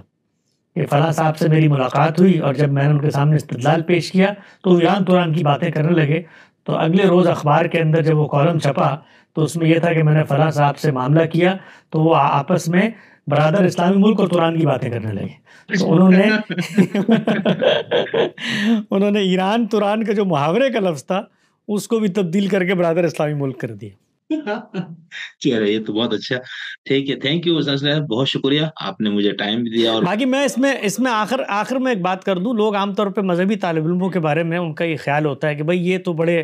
عالمی سیاست کے پیچیدہ موضوعات ہیں اور ان کے اندر بڑا، جس کو آپ کہتے ہیں نا، یہ سیاسی بصیرت اور یہ جیو پولیٹک، ہاں ان کو کیا پتہ. تو اس کو میں ایک صرف چیز بتانا چاہتا ہوں، جو ایک تبدیلی آ گئی ہے دنیا میں، یہ شاید سننے والوں کے لیے نا ایک نئی چیز ہو. وہ یہ کہ دنیا میں نا علم کا دروازہ کھل چکا ہے،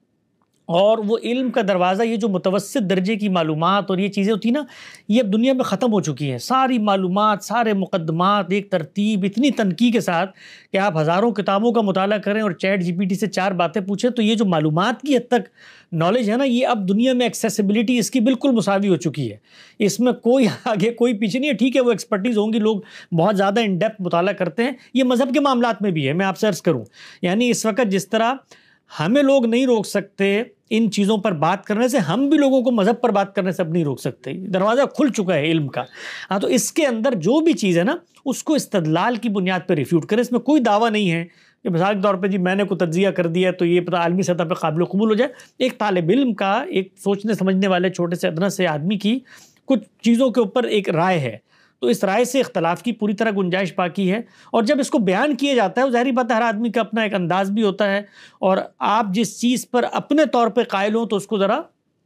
قطعیت اور ابرام کے ساتھ بیان بھی کر دیتے ہیں. لیکن اس کو اتنا زیادہ، یعنی اس کو یوں نہیں لینا چاہیے. ہمارے عام طور پہ یہ ہوتا ہے کہ آپ کسی ایسے موضوع پر بات کر دیں جو اصلاً آپ کے اختصاص کا نہیں ہے، تو لوگ چڑھ دوڑتے ہیں کہ بھئی ان کو تو آتا ہی نہیں، ان کو کیا پتہ، یہ پڑھیں وہ پڑھیں. تو اب وہ جو پڑھنے پڑھانے کا معاملہ ہے وہ کافی آسان ہو چکا ہے. پھر ایسے لوگوں کو میں نے دیکھا کہ وہ خود ہر موضوع پہ ماشاءاللہ سے ماہرانہ رائے دے رہے ہوتے ہیں. نہیں، میں نے خود کئی ایسے لوگوں کو دیکھا ہے، جانتا ہوں میں. اس طرح نہیں کرنا چاہیے نا. آپ کی بات صحیح ہے، مطلب کہ ہر بندہ بھائی مکمل عالم تو، یعنی علم کا تمام وہ تو اپنے اندر جذب تو کوئی بھی نہیں کر سکتا ہے نا. تو بہت ساری ہم سب، ہر طالب علم جو ہے نا جی، وہ شعور پیدا کرنے کی کام کر رہا ہوتا ہے. 2-4 باتیں ہو سکتا ہے میری ٹھیک ہوں، 2-4 آپ کے سوالات ٹھیک ہوں. آپ کے سوالات نے کچھ مجھے بعد میں سوچنے پہ مجبور کر دیا ہو کہ بھئی یہ رائے جس کو میں بیان کر رہا ہوں اس میں یہ گیپس ہیں. علم کا سفر ہے، اس کو نا ٹھنڈے میٹھے انداز میں، ہمارے جو کہ مسلم امہ میں بہت زیادہ کنفرنٹیشن ہے، وہ اس کو لیتے ہی نہیں ہے اس طریقے سے. ایسا ہی بالکل ایسا. بالکل، بہت اچھا. تھینک یو سر، بہت شکریہ. پھر آپ سے ملاقات ہوتی ہے. انشاءاللہ. بہت شکریہ.